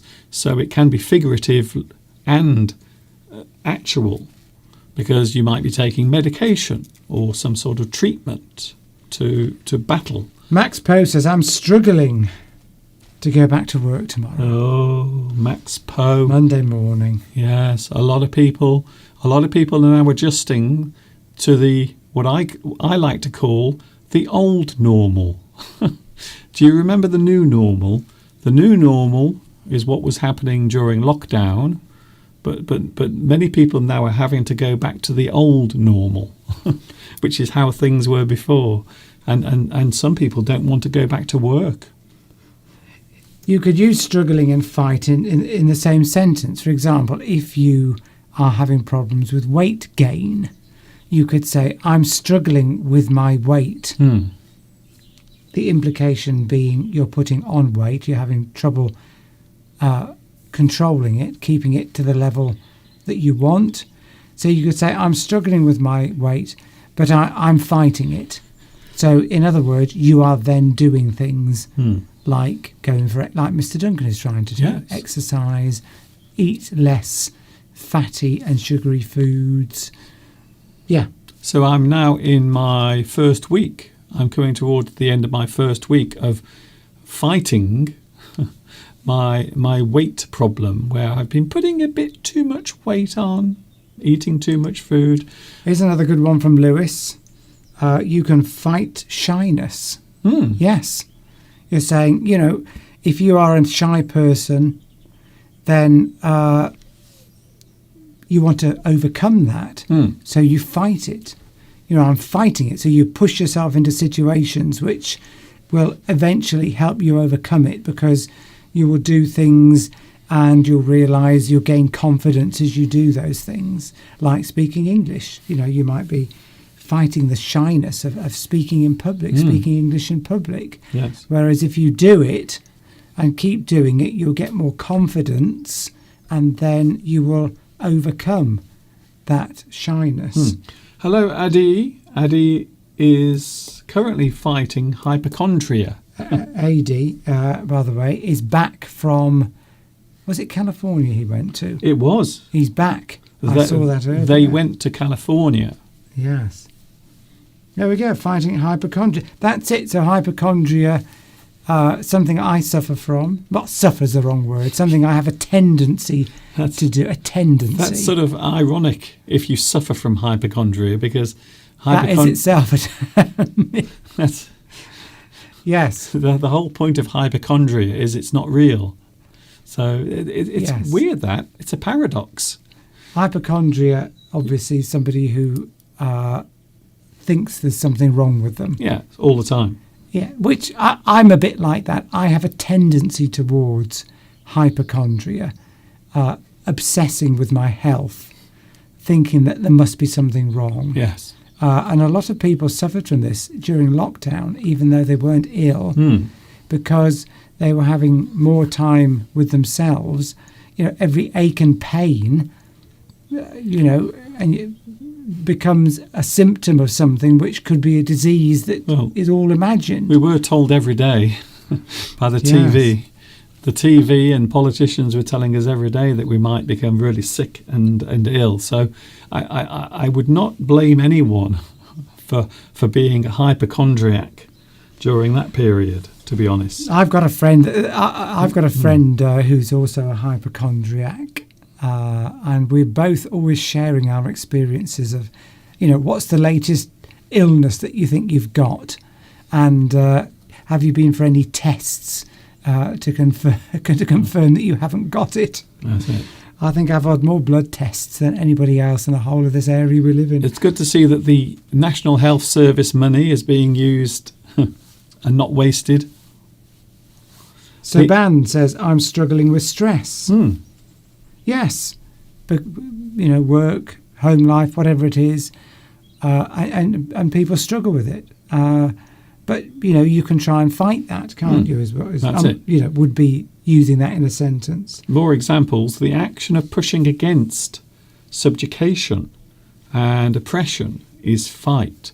So to push against something that is pushing against you, maybe from a point of view of certain laws that are brought in, or maybe something that is done by a government or a regime. So the action of pushing against, you might use the word rebel. I think that's a good one. So you might say rebellion is a type of fight, because you are pushing against something that is pushing against you. Oppression, or maybe subjugation. So it is something that is forcing itself onto you, and you have to fight back. You push back in return. To push against is to fight back. Palmyra says the Scottish people are fighting for independence. Oh, that's a controversial subject, but yes, they are. That is true. I can't begin to tell you how diversive and hot that topic is. Oh my goodness, it makes Brexit look like a tea party, to be honest. It really does. Yes. Oh dear, yes, there is a lot going on at the moment. Across this country and around this nation, people are not happy. You might say that they are fighting. To push against is to fight back. So you might fight back if a person is attacking you. If someone comes up to you and starts attacking you, you might have to fight back. Yes. You have to physically fight back. Literally, we would say, fight back. That's it. Or the word is retaliate. I like that word. Yes. If you retaliate, it means you are returning the same punishment in return. You are retaliating. Fighting back. Yes, you are fighting back. Synonyms. But you can fight back figuratively as well, can't you?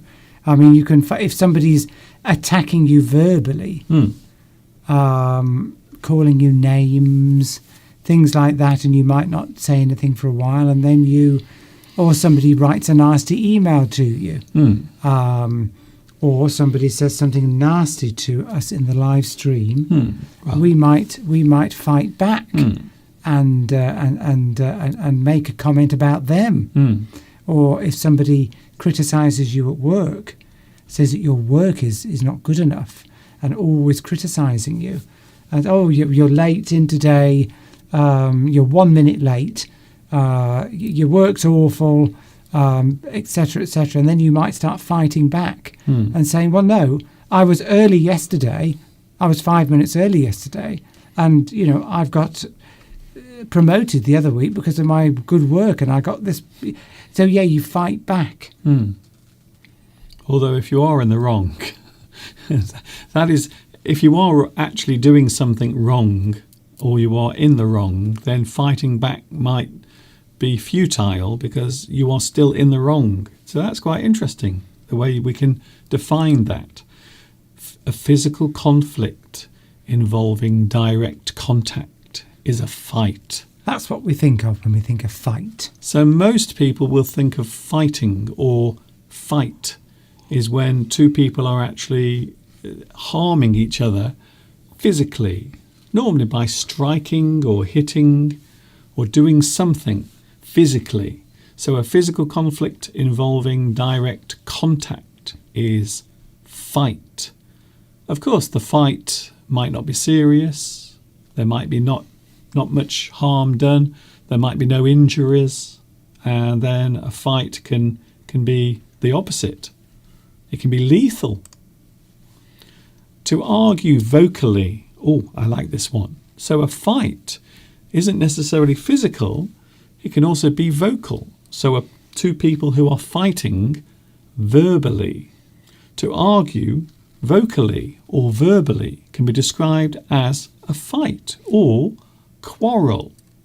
Quarrel. I like that word, by the way. You might hear two people quarrelling. It means they are shouting or they are abusing each other verbally. They are having a quarrel. For example, the couple next door were fighting again. We could hear them quarrelling through the wall. Do you ever do that? Do you ever listen to your neighbours when they're fighting, when they're having a row or an argument, and you go to the wall and maybe you take a glass and you put the glass against the wall and then you listen to what is going on. You listen to the argument taking place next door. That's what Jimmy says. Sometimes verbal exchanges can be perceived as fights. Yes, so they're not actually physically fighting. So the couple next door were fighting again, but not probably, we don't mean that they're physically fighting. In fact, in a situation like that, if you were to say, the neighbours were noisy, they were fighting again, you might ask the question, well, do you mean they were actually fighting? Physically fighting? And then your reply might be, oh no, they were just having a row, a quarrel. But in that instance, that would mean a fighting means that they're just shouting at each other. Doesn't mean they're actually fighting, having a physical fight. Here's an interesting thing, Steve. Sometimes in cultures, if there is a cultural difference, so if you are somewhere, maybe you are in a foreign land, a foreign country, and there are people around you, and they appear to be shouting and fighting, but in fact they're not. So you can have instances where if you are with a group of people who speak a different language, you might assume that they are actually fighting or arguing because you can't understand what they're saying. So their voices are raised, they are shouting, but you don't really know what they're saying. I suppose a good example is the Italian culture. So Italians quite often can be very passionate when they're talking to each other. But if you don't understand what they're saying, you might assume that they are rowing or having an argument. We might. Yes. Well, in that's, the that's, UK. that's yes. what I mean. Well, anyone who doesn't speak Italian. And the same thing happens in China, by the way. Chinese people do the same thing. So that they might start speaking very loudly to each other, and it almost sounds like they're rowing or arguing, but they're not. So I was caught out by that quite often when I was in China, when I thought people were about to have a fight, but it turned out that they weren't fighting at all. They were just speaking in a certain way. So would you say there was a difference between conflict and fight in terms of words, or are they synonyms? They are just, well, I suppose a conflict can be two things that do not go together. So from that respect, it would be slightly different. But generally speaking, when we talk about war, maybe a battle, we often talk about conflict. So two things that do not go together, two things that do not match. So fight is more the action. Conflict can be just two things that disagree with each other, so without fighting at all.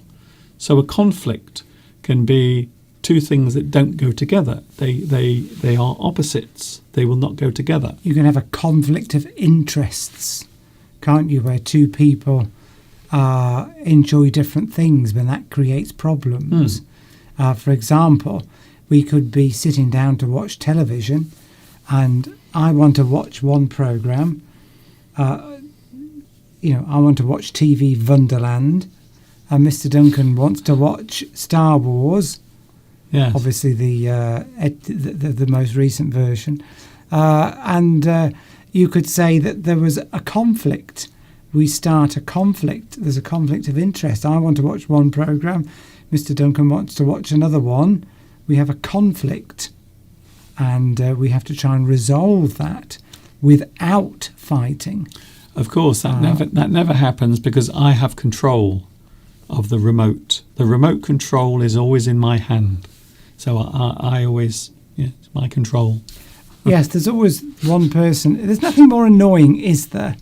If you live with somebody and they get hold of the remote control and they're flicking through the channels, that can start a fight or a conflict in the home because there's nothing more annoying watching people flicking through channels. Yes. And he does it all the time. Yes. Well, that's because there's nothing on. Most television nowadays is just rubbish. That's why. It's very hard to find something good to watch. So Ahmed Isra, fight and conflict can be used as synonyms, but they also do have their own separate meanings as well. Yes, they're not exactly connected. No. One might fight against authority or injustice. Apparently in Argentina there is an election taking place. Oh, right. They're trying to kick out the government in Argentina today. I did see something about it last week on the news because things are not very good there at the moment, politically and, well, in many ways, in fact, which I won't go into at the moment. But inflation, for example, is very high there now. So people are not happy and they are trying to change the government. Oh, something I might mention now, Steve. I saw a very interesting thing on television last night. Were you flicking through the channels? I was flicking and I found a very interesting report. Apparently, El Salvador is now going to bring in, or they've started to bring in, Bitcoin as their normal currency. I'm amazed you've mentioned that, Mr. Duncan. Well, I was amazed at the report because it's incredible. So in El Salvador, they've actually started using Bitcoin. You can go to a ATM and you can put your card in and you can transfer your Bitcoins into cash, which I find amazing. So I thought that was first country in the world, I think. I think there's other South American countries thinking of doing the same thing. I think the driving force behind it, so I understand, is that so that they're not tied to the US dollar, Yes. so that they've got some independence going on there. But I thought it was interesting, though. I thought, how unusual. it is, and there was a picture of somebody who bought their first cup of coffee by presumably trading some Bitcoin somehow. But interestingly enough, the price of it on the very same day that El Salvador became legal currency, if that's I don't know if I'm using the right terms there, the price of Bitcoin dropped by about 15% or something. Yes, this is it. And they think that's because, I was reading about this, that there were certain institutions around the world were deliberately doing it to try and say, look, this particular cryptocurrency is not stable. So you might have it one day, and then tomorrow it might be worth a lot less. Yes. Well, the interesting thing is that the El Salvador have also been accused of encouraging money laundering as well through their system. So that's the big thing about Bitcoin is it is very attractive to people who want to get rid of a lot of money and to clean the money so it comes out the other end. It comes out of the machine as lovely cash. I'm not sure. The thing is, though, everything's traceable. Apparently, with that, every transaction is traceable back to where it came from. Yes, I think we talked about this the other week.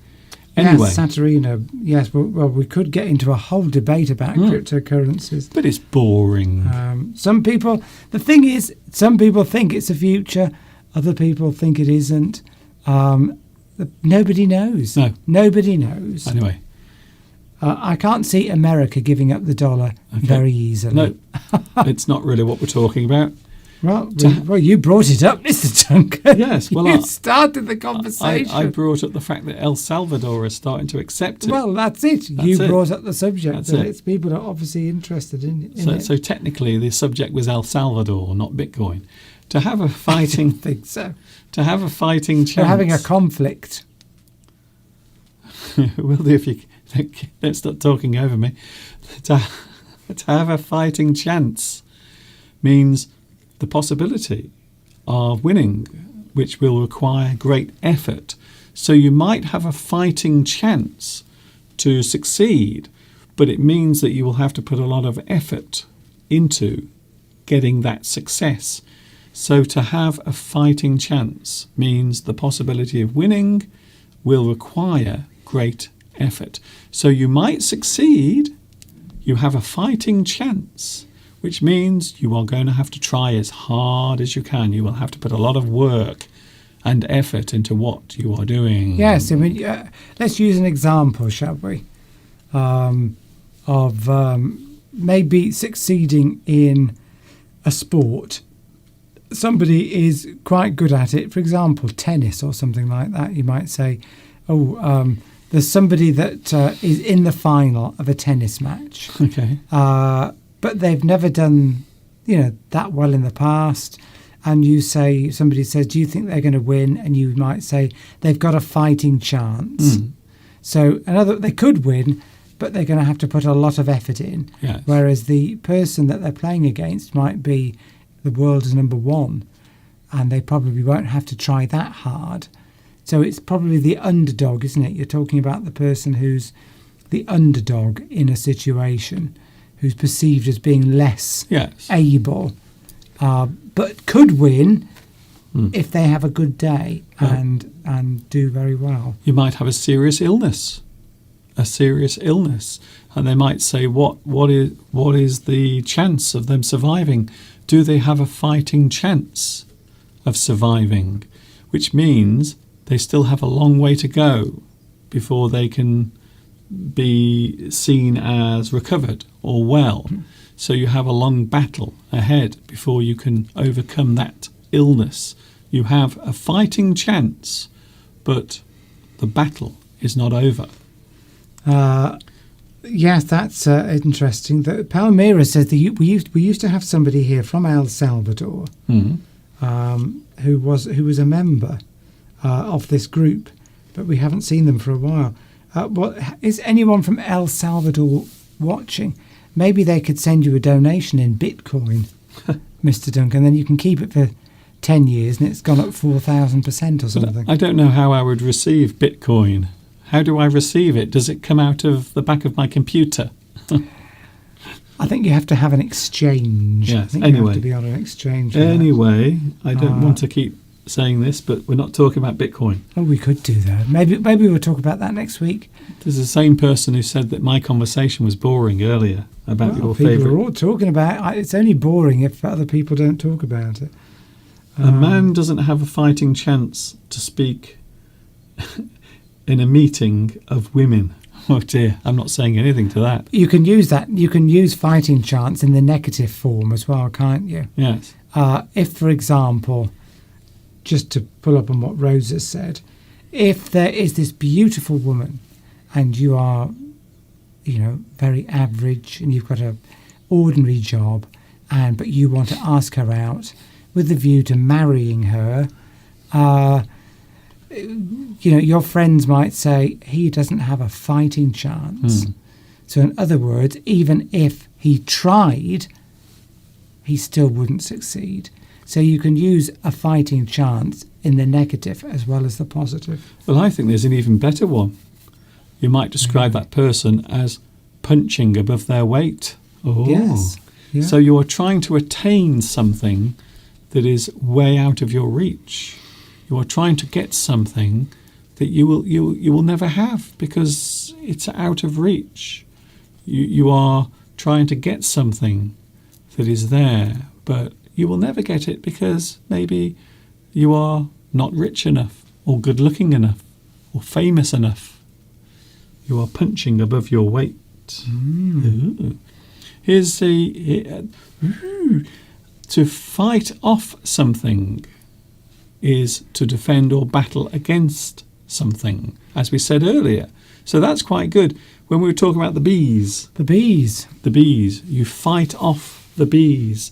They're buzzing around and you try to fight off the bees. If you're a beautiful woman, you might be fighting off the men. Not literally, but you might be. Hopefully not. But I don't think. you might be fighting off the advances Wow. of many men. I mean, as you know, I've had this problem all my life, Mr. Duncan. Always having to fight off the advances of other men. Yeah, And women. because if it's physically doing that, that's not a good thing. You don't want that. No. You don't want to physically fight off men because that's not good. But maybe if you have a lot of admirers, so it in that sense it's normally used figuratively, not actually physically. Tomek's here. Hello, Tomek. Hello, Tomek. And Tomek gives us a good example. You can fight off a cold or sickness. That's yes. I'm fighting it off. So if you've got a cold, you can go to work and somebody might say, oh, you've got a bit of a bad throat there and you're snivelling, and you might say, yeah, but I'm fighting it off. In other words, you're resisting it. You're saying, I'm not going to succumb to that cold. I'm going to carry on anyway and brave it out. But yeah, that's a good example. Yes. As I said earlier, we can use the word fight figuratively. So you can fight something, but you are not physically fighting it. You are using the word figuratively to show that there is a battle taking place. That's it. Of some sort. For example, fight off a cold. Yeah, fight the flab. Fight the flab. That's what Yes. I'm doing at the moment. So at the moment I have started fighting the flab. Flab is a euphemism for body fat. You're fat. So if you are getting fat, you will have lots of flab. Flab. I didn't know it made a noise, Mr. Duncan. Well, mine does sometimes, especially when I'm bending over. So I mean, in Tomek's example there, you could, if you had a cold, so a cold is something that is generally regarded as something that you're going to overcome. You know, it's not going to kill you. But some people have a cold and they sort of, oh, I've got a cold, and they go to bed and they feel all down and depressed. No, that's not me. Well, I get very bad colds, Mr. Duncan. I'm a man. All men suffer from colds far more than women do. But if you decide that you're just going to, because you can, a cold's never that bad that you can't do most things. Yes. I mean, most people can carry on working. You can walk to the shops. It's not like flu, whereas, you are bedbound. It's regarded as a minor sort of irritating thing. But if you adopt a different attitude and just carry on anyway, then you're fighting it. You're not going to let that cold psychologically drag you down and stop you from doing something. Or it might be any other illness. Here we go then. A physical fight can be described as a scrap. So in British English, we often describe a fight between two people as a scrap. I remember at school, so if maybe you are going to have a fight after school with someone who is also in your school, hopefully someone smaller than you, you might say that you are going to have a scrap. It's a great word. Yes, it's a scrap is a sort of a minor fight, isn't it? A scrap is sort of, it doesn't go on for long. They just, maybe push each other around a bit. It was really exciting at school when people had fights, because everyone would gather around in a circle, and the two pupils or the two youngsters fighting in the middle, and everyone was shouting, fight, fight, fight, fight, or they would say scrap, scrap, scrap. Do they? Did they? Didn't that ever happen? Oh my goodness. Well, my school was a bit rough. I mean, yes, if you have a scrap, it's a sort of it's a sort of not a very serious fight. Yes. They're not sort of knocking their teeth out. No, no one was ever killed at school. But if you have a punch up, your next phrase there, that is sort of the next step up from a scrap. Yes. A scrap, you might just be sort of pushing people around, and you might be on the floor. Most school fights involved stretching each other's jumpers. You could always tell when someone had a fight at school because their jumper or their sweater was stretched in a weird shape. They never had any injuries on their face, but their jumper was always stretched out of shape. You can have a punch up, maybe in the pub. Two men might have a punch up. They get drunk and start fighting. Fisticuffs. I know what you're going to say. Mr. Duncan, people don't say fisticuffs anymore. Well, they might, but fisticuffs. And then, of course, scrape. Well, we better say what it means. It just means... Yes. Well, fisticuffs means you're just punching with your fists. Old-fashioned fighting. No gloves, just bare knuckles. And you are a bit like Peaky Blinders. That's what they all do in that, Peaky Blinders. They all go outside and have fisticuffs in the street in their flat caps. Altercation? Yes. Altercation? Altercation, yes. That's a disturb. Have you missed out scrape? I just said scrape. That is an alternative to scrap.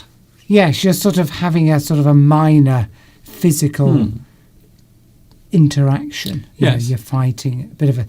Oh, I got into a bit of a scrape today at work. That's it. You just sort of... It could be shouting. It could be shouting at somebody as well, couldn't it? If you get into a scrape, you could be just physical, verbal fighting, or you might just push somebody a bit. Yes. I think in a scrape, you probably wouldn't be throwing punches. No, it's similar to scrap. Yes. And finally, you might have a serious fight where lots of fists are being thrown, lots of punching. You might have a brawl. So brawl quite often involves more than two people. You might say a brawl might involve more than two people, maybe in a pub or in the street. There might be lots of people fighting at the same time. So we describe that as a brawl. Yes. I like that. Here's an interesting one from MEJG, talking about women fighting. Now, there is a phrase that men tend to use when women are fighting, and they call it a cat fight. Oh dear. So when women are fighting, it tends to be called a cat fight. That might not be. I'm just saying that is a phrase that people use. Yes. Well, fight. And I was just about to say it's probably not politically correct. I don't know. But it is. No, it is. No, I'm not criticising you for saying it. I'm just putting my the addendum on.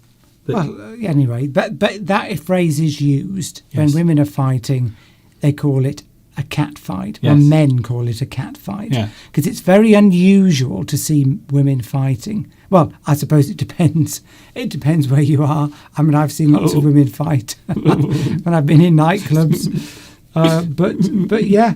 But as JG says, it maybe there's more scratching going on and sort of tearing of hair and it's a different type of fighting usually. You don't normally throwing punches. I'm sure punches do go, but when women are fighting, they're normally pulling each other's hair, aren't they, and scratching. There are That's why they call it a cat fight. Yes, cats do that with their claws. I think you've pretty much explained that. Well, no, I thought it was quite a good thing to get in, Mr. Duncan. Well, a lot of men like watching women fight because there is a chance that at some point they might kiss. Anyway, Sergio says women like to fight in wet T-shirts. Yeah. Yes. In your mind, that's, you mean you like to see women fighting in wet T-shirts? Yes, that's very funny. Water is boiling for the ravioli, says Bellaruccia, who's has a brother, and it's his birthday today. Yes. Happy birthday once again, Claudia, to your brother. Yes. Rosa says, I saw a cat fighting. It was horrible. Yes, yeah, exactly. We see a lot of pigeons fighting, don't we? So when you say a cat fighting, it wasn't two women. I don't know whether Rosa means it was two women fighting. Because she's put fighting at the end. Does she mean... do you mean, Rosa, you saw a cat fight, i.e. two women fighting? Because if you use the phrase cat fighting, you would imply that it was an actual meow cat fighting. So yes, was it women fighting? In which case it's a cat fight, and you wouldn't put ing on the end. Were they wearing wet T-shirts? Were they wearing... real cat, says Rosa. That's it. So the English was very correct.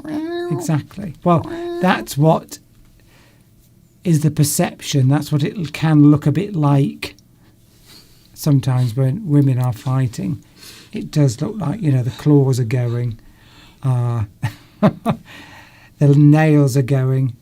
It's horrible. Horrible thing to see, actually, women fighting. I mean, men fighting, you expect it. What would happen if two women were fighting and then you threw two cats at them and they started fighting as well? So you'd have a double cat fight. So the cats would be fighting and so would the women. It'd be quite a mess, really, when you think about it. You can also have dog fight. Yes. Dog fight. If two aeroplanes are pursuing each other through the sky, one of them trying to shoot the other one down, we call that a dog fight. Yes. Two aeroplanes. You see them in war films. Two planes.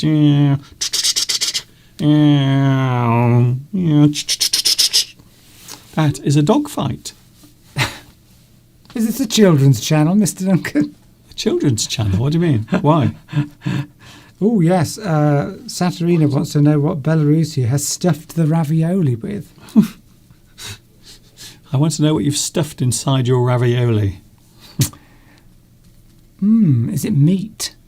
Or is it cheese? You wish. Is it vegetarian? Is it meat-based? We want to know. Okay. But anyway, we probably won't know because Tom Rock says it's gone one step further beyond Sergio. Forget the wet T-shirts, just no T-shirts. We've started something now. You see, that's the thing. Women fighting is exciting to men. I don't know whether you know this, women. Yes, I've said this already. I know you've said it, but I'm just reiterating it. Because they might kiss. Well, it's just exciting because, T-shirts might get ripped. I don't know why men love seeing women kiss, but the other way around, it doesn't quite work. I don't think it works. Anyway, Do women enjoy watching men kiss? Probably not. Well, straight men definitely don't get any enjoyment out of it. No. Yes, air battle. Exactly, a dog fight. Right. Well, it's 10 minutes past 4, Mr. Yes. Duncan. Well, I'm still doing the words. A battle. You can also have skirmish as well. I like that word. It's nice to say. Skirmish. Yes. Clash. Two things might clash. Well, should we explain what skirmish means? Well, skirmish is basically an attack or a battle. A skirmish. And two things fighting. But it's sort of not much goes on. So two armies, instead of all out fighting, they might have a skirmish, and they might just have a little, a small little fight by maybe some of the fighters on both sides. It's a sort of a minor battle. A skirmish is a sort of a minor battle.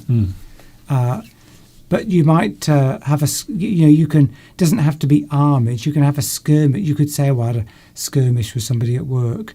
You had a small fight. So two things can clash. It means they do not go together. They disagree. A conflict also can all be described as a fight, a battle, skirmish, clash, conflict. They can all be described as a fight. Here's a good one from Stanislav. People are fighting like cats and dogs. Although formally it is cat and dog. So even in the Oxford Dictionary, they say cat and dog, although most people say cats and dogs. But those two women were fighting like cat and dog. Either in wet T-shirts or in no T-shirts. Okay. Depending on your preference. Clash Royale is a game, says Rosa. Haven't heard of that. Well, it's a game. That's probably the reason why. Clash Royale. It's like Battle Royale. One of the worst films I've ever seen. When I say worst, I mean violent. Battle Royale, a Japanese film. It is quite a horrendous movie where all these teenagers are forced to adios each other in very violent ways. Not very nice, actually. Two people might come to blows. Oh, I was just going to say, yes. So Stanislav, if just to explain, if you describe people as fighting like cat and dog, it means they really are going at each other. Yes. Just as you would expect a cat and dog. So that's quite a serious fight. They're going at it like cat and dog. Yes. Although that can mean something else as well. Unless, of course, the cat has a gun. Yes. In which case it's very short. Two people might come to blows. Yes. They start to physically fight. Punching. With each other. So physically. So if you punch someone, you give them a blow. So a blow is when one thing hits another. So a person's fist might hit another person in the face. You might get into a fight. It's just a sort of another way of saying it. They came to blows. So in other words, they fought and they actually started punching. You're indicating, if you say they came to blows, you're indicating that they actually started throwing punches, because that's what you say when you punch somebody. You're throwing a punch. Yeah. The general term for fighting is violence. So we think of things that are happening that are causing a disturbance, or I suppose the other word we could use, infraction. Ooh. There is violent behaviour taking place. So we often see fighting as a form of violence, although even if you are just pushing each other around without actually causing any harm to each other, you could still say that it's violent because it is aggressive. You are using aggression. You can, Rosa given us a good example, you can fight sleep or fight against falling asleep by trying to stay awake. You're fighting, or you're fighting to stay awake is what you could also say. Yes. You're fighting to stay awake.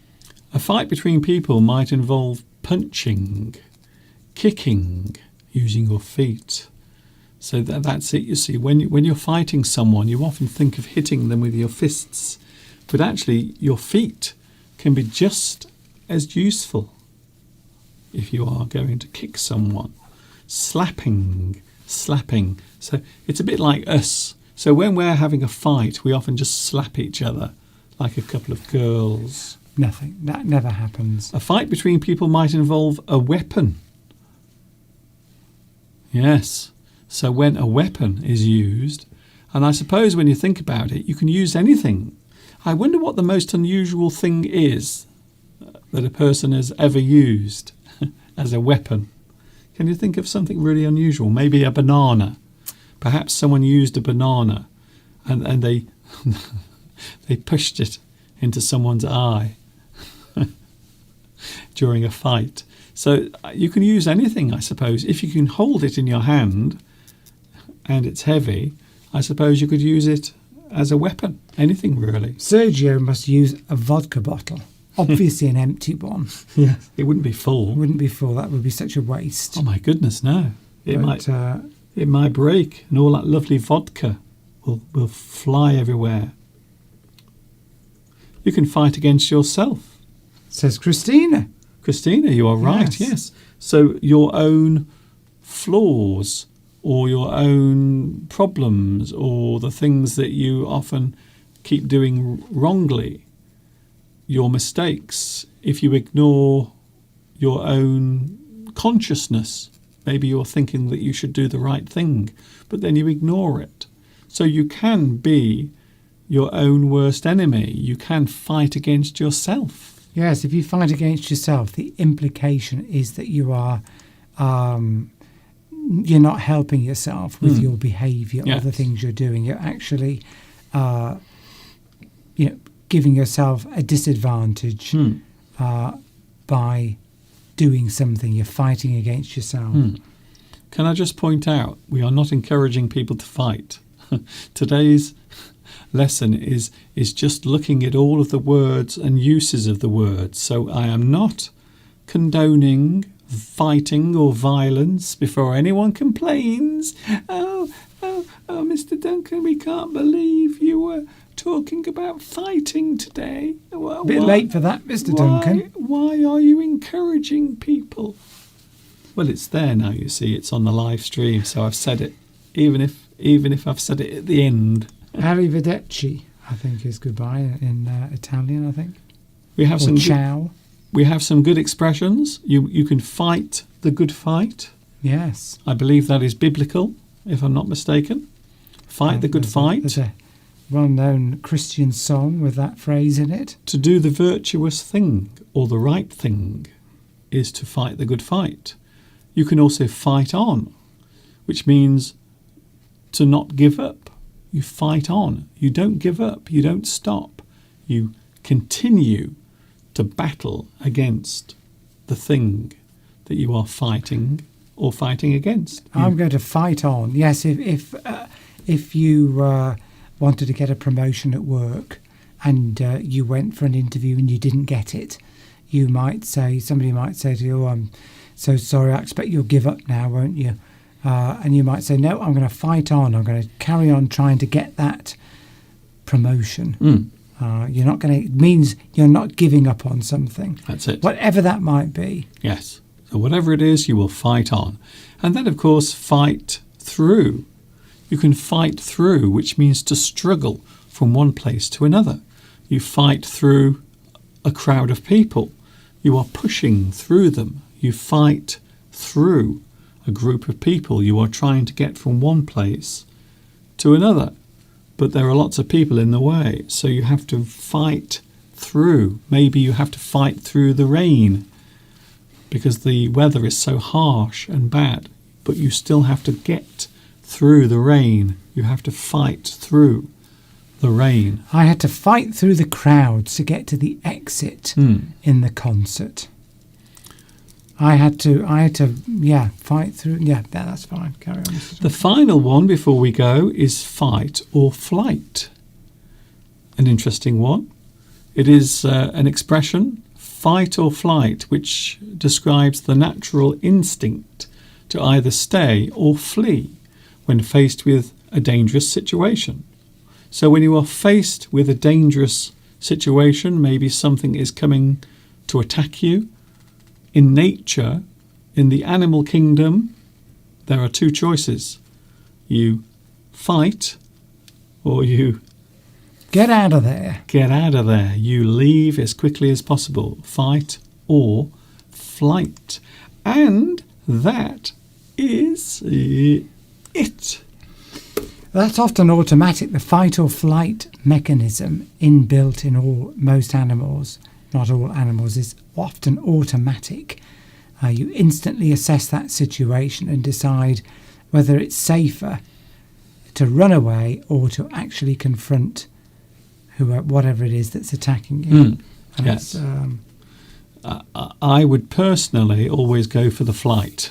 Tom Rocks used an expression, I'm fighting for my freedom. Oh, yes, yeah. That's it. So many countries often fighting for freedom. If they're living in countries that have oppressive governments or institutions, they're fighting back and they're fighting for their freedom to express themselves in the way that they want to. You might fight for your rights. Yes. So maybe your rights are being taken away from you. You have to fight for them. Or maybe you are in a section of society that has no rights and you are trying to gain them. You are trying to get those rights. Quite often you have to fight for them. In fact, if you look over history, you will notice that no freedom has ever been given without a fight. Ever. And that's quite interesting. So freedom is not something that you are ever given without having to suffer some hardship or some sort of battle taking place. Yes, Mapak says there are three choices. There's fight, flight, but there's freeze as well. That is true. Yes, you're right, actually, because some people are so frightened they'll actually freeze. So if a lion was coming, if you saw a lion, or maybe somebody with a gun. In fact, that's often, I've read that before. Some people are in situations where they're confronted with somebody with a gun. Some people will just freeze and they won't do anything. They won't run, they won't fight, they won't do anything. So actually, technically, Mapak, you are actually right. But we talk about the fight or flight mechanism as a separate thing. But in reality, people will either fight, run off, or they'll actually freeze. If you're so frightened, you literally can just freeze. I mean, that's happened to me when I've been up a ladder at heights. You just freeze. The fear. And that's the deadly thing, I think, if you freeze quite often. Anyway. Right, Mr. Duncan, lovely to be here today with you all. It was a long one. It was a long one, and so was the lesson. Right, hopefully see you all next week. Yes. So we will be going in a moment, and we are going to have, what are we having today? A cup of tea. of tea, and I'm going to have a piece of bread with marmalade on it. Okay, and also we have our Sunday afternoon Colombo. I think it's going to be raining later, so probably would be a good idea to stay in. So I'm glad that I've coated the flat roof in waterproof material, Yes. waterproof paint, so that we don't get any more leaks. Even though it stinks. So we are watching a bit of Colombo this afternoon as well. Sunday afternoon would not be the same without a bit of Colombo on our televisions as well. So that's also what we're doing this afternoon. I am back with you on Wednesday, by the way. So I will be back with you on Wednesday. Mr. Steve, thank you very much for your time. I'm glad that I've been able to cheer you up. Well, I'm acting. I'm actually, sad and depressed. Really. I don't have to fight my way out of the studio because there's nobody in the way. No, instead you're going to flight. I'm going, yes, I'm definitely not going to freeze. So see you all next week. Bye-bye. And there he was. Mr. Steve is now saying goodbye. Bye, Steve. He has gone. Mr. Steve is now going into the kitchen and is going to make me a delicious, refreshing cup of tea. I can't wait. It's been a very long one today, I have to be honest with you. I hope you've enjoyed today's live stream. As I mentioned a few moments ago, I am back with you on Wednesday. Wednesday, I am with you from 2 p.m. UK time, and we will do this again. We will talk about something else. I might be talking about childhood games on Wednesday. I'm going to go back in time to my childhood and talk about some of the games we used to play as a child. And I'm not talking about computer games. I'm talking about things that we used to do outside when we used to play together socially as children. I hope you've enjoyed today's live stream. We've covered a lot of things. We've talked about Mr. Steve's interesting video that he found on YouTube. And by the way, the link is underneath this video. So underneath here, you can find the link to TV Wonderland. Very interesting. And back on Wednesday, you can watch this live stream again with captions later on. So this will be available later, and you can watch it as many times as you want with captions. Thank you very much for your company. Thank you very much. Thank you very much to everyone. I hope you've enjoyed the live stream. And until Wednesday, have a good week. Enjoy the rest of your weekend as well. And I will see you in 3 days from now, which will be Wednesday. Okay. And by the way, can I have no fighting? I want everyone to be friendly and polite and warm, and most importantly of all, happy. See you soon. This is Mr. Duncan in the birthplace of English saying thanks for watching. And of course, you know what's coming next. Yes, you do.